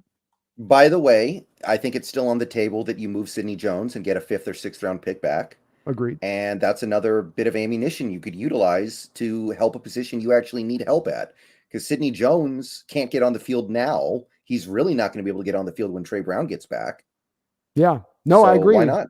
I mean, imagine if you find a way to get the 5th round pick for Sidney, you put another 5th round pick together, and you end up walking away with a player that's very much in similar terms to what we've done in the past with this. Quandary Diggs and Carlos Dunlap being 2 recent examples. Guys that really helped the defense out when they arrived, but you didn't have to give up the stars soon, the moon, everything to go get them. They were a really fairly cheap cost for what you got back in return in production. Yeah. Wu-Tang Financial with a $5 donation. Thank you, Wu-Tang. I appreciate it. He says, you see K9 giving Mac those karate chops to the throat. Love the kid already. He did. He didn't just come back and start John with him when Mac kept going at it. Mac was out of pocket in that moment. He went a little too long. He's trying to intimidate the rookie.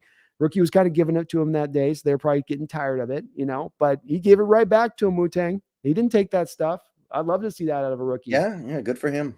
Again, too, one of the scarier players in Khalil Mack. It's like one of those guys. I've seen him take an offensive lineman with one hand and throw him over his shoulder. Like he's a strong man. So, to mess with that, to be willing to mess with that, shows you K9's. He's got that dog in him. He's got that dog in him, Brendan. You see all the highs. Sure, you've seen all the meme pictures with the X-rays and the dog and all that. With that, it's great. Well, Brendan, I really do appreciate, as always, you jumping in here. We're crossing the 2.5 hour mark, and thank you to everybody for all the donations here into the chat. Do me this favor, if you could, hit that like button if you do like what you're listening to here. Helps this channel grow, helps us show up on other people's searches for YouTube channels for Seahawks. For Seahawks content. So please do that if you could. Also get aboard with subscribing. I'm on the road to the train that Brendan just hit. He just got himself to 10,000 subscribers. I'm on that road as well. So subscribe. And then lastly, head on over to Seahawks Brendon Nelson on YouTube here and get yourself subscribed over to his channel. Does, I think, darn near content every day, if not every other day, sometimes 2 times a day. So I did 5 on Monday. Oh my God, look at you go. Look at you go. So head over there to Brendan's channel, Seahawks Brendon Nelson. Please subscribed over to him. I will be back over on his side on Thursday. So Thursday at 8 o'clock. On Thursday, we'll be over on Brendan's channel. So we do this twice a week on both our channels kind of going back and forth. So please do join with us back over there. Appreciate all the people who joined, Brendon. We had, I think, over 500 people in here at one point. So one hell of a great turnout tonight. Appreciate all of you guys for joining up here and checking out the BNB show here. Appreciate you guys. You guys should be riding high. We got a beautiful, bright future for the rest of this year, a beautiful, bright future moving on to the horizon for some of these other franchises that may be looking at some dark days ahead, Brendon. It feels pretty good. I don't think we have to remind them in states like this. I don't think it's a must that we remind them in moments like this, but I think we're going to do it anyway. I feel like I want to do it anyway, Brendon, and let's remind them and let's let them know because they can't ever forget, especially as we approach this trade deadline. Our general manager is about to do something awesome. Get ready for it, folks. And don't you ever forget. Don't you ever forget. Go Hawks. Go Hawks.